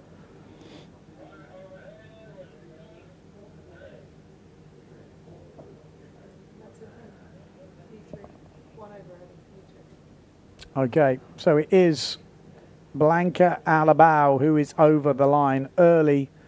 So yeah, that is her elimination 3 is over, and I don't think there'll be any more racing after this elimination today unless we have some freaky local system that keeps this wind going. But it already really looks like it's on the edge. You could see the girls there. They have to go early because you can't afford to get a hole and get stuck.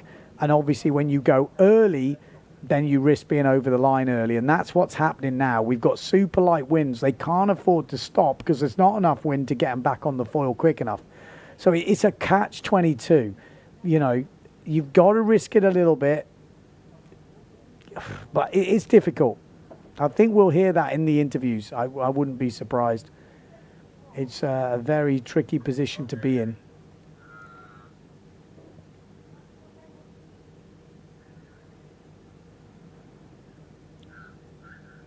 Let's wait and see what they decide, but it's getting more difficult here. I think we might be seeing the postponement flag go up. Those gusts are getting less. They're going further out to sea if you look. They're not coming as far in as they were before, and the postponement flag does go up. If this race does get cancelled and that's it for the day, those over the lines early will still count. So when we restart, it will still be 5 riders in that women's final, and it's not like they get a reset. It doesn't reset.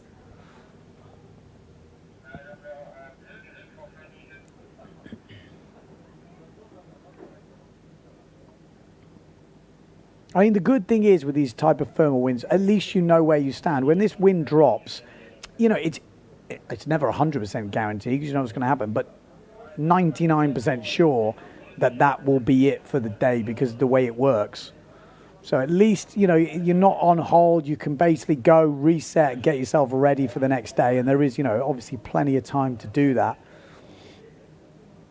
So I think it's probably a matter of time before we see that Z flag go up and they send the guys and girls back, because there might be a point where they have to wobble back. Yeah, so I think we'll take a commercial break, and as soon as we get any more action or any more information, I'll be straight back to bring you the live commentary. 空港に着いた時からワクワクが始まる。飛行機の迫力、空からの景色、気持ちはぐんぐん高まっていく。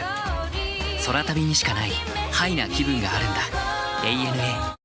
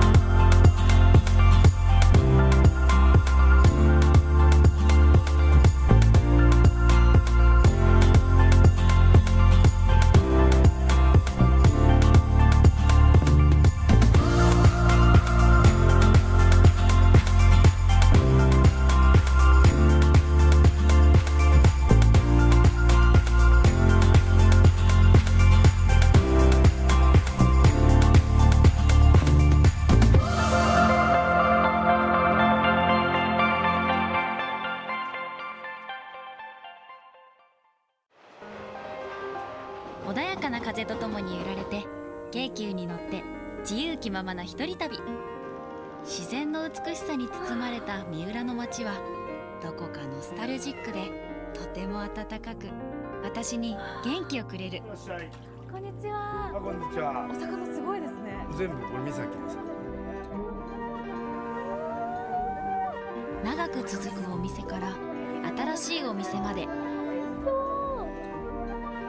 美味しいものから自然に触れる体験まであふれている。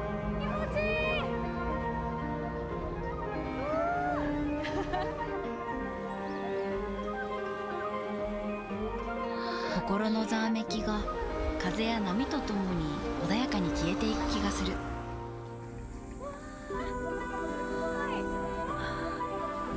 心地よい三浦半島。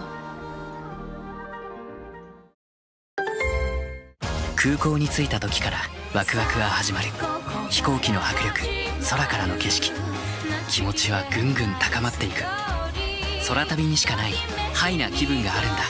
ANA。Okay, so we have just heard the Z flag is up on the boat and all riders are coming back to the beach. So like I said,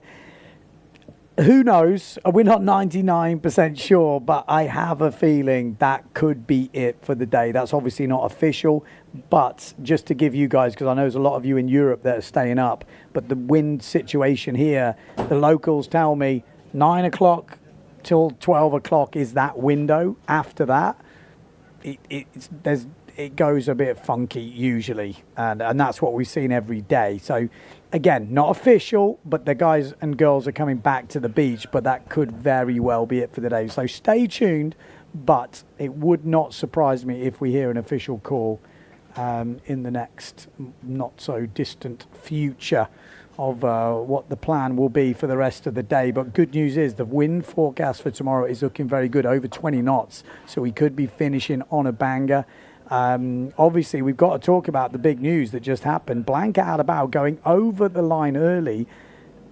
And, you know, I haven't really been mentioning it, but obviously we've only had one event this year.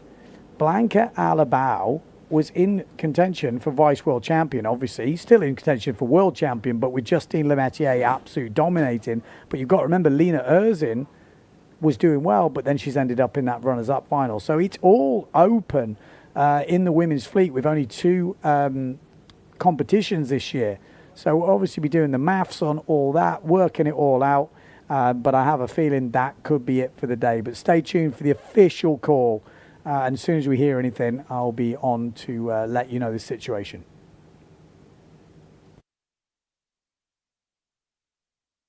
The last tent on the left. Okay, that is it. Officially off for the day. Day number 4, we are finished. Unfortunately, not finishing that last elimination. But the good news is the forecast for tomorrow is looking good.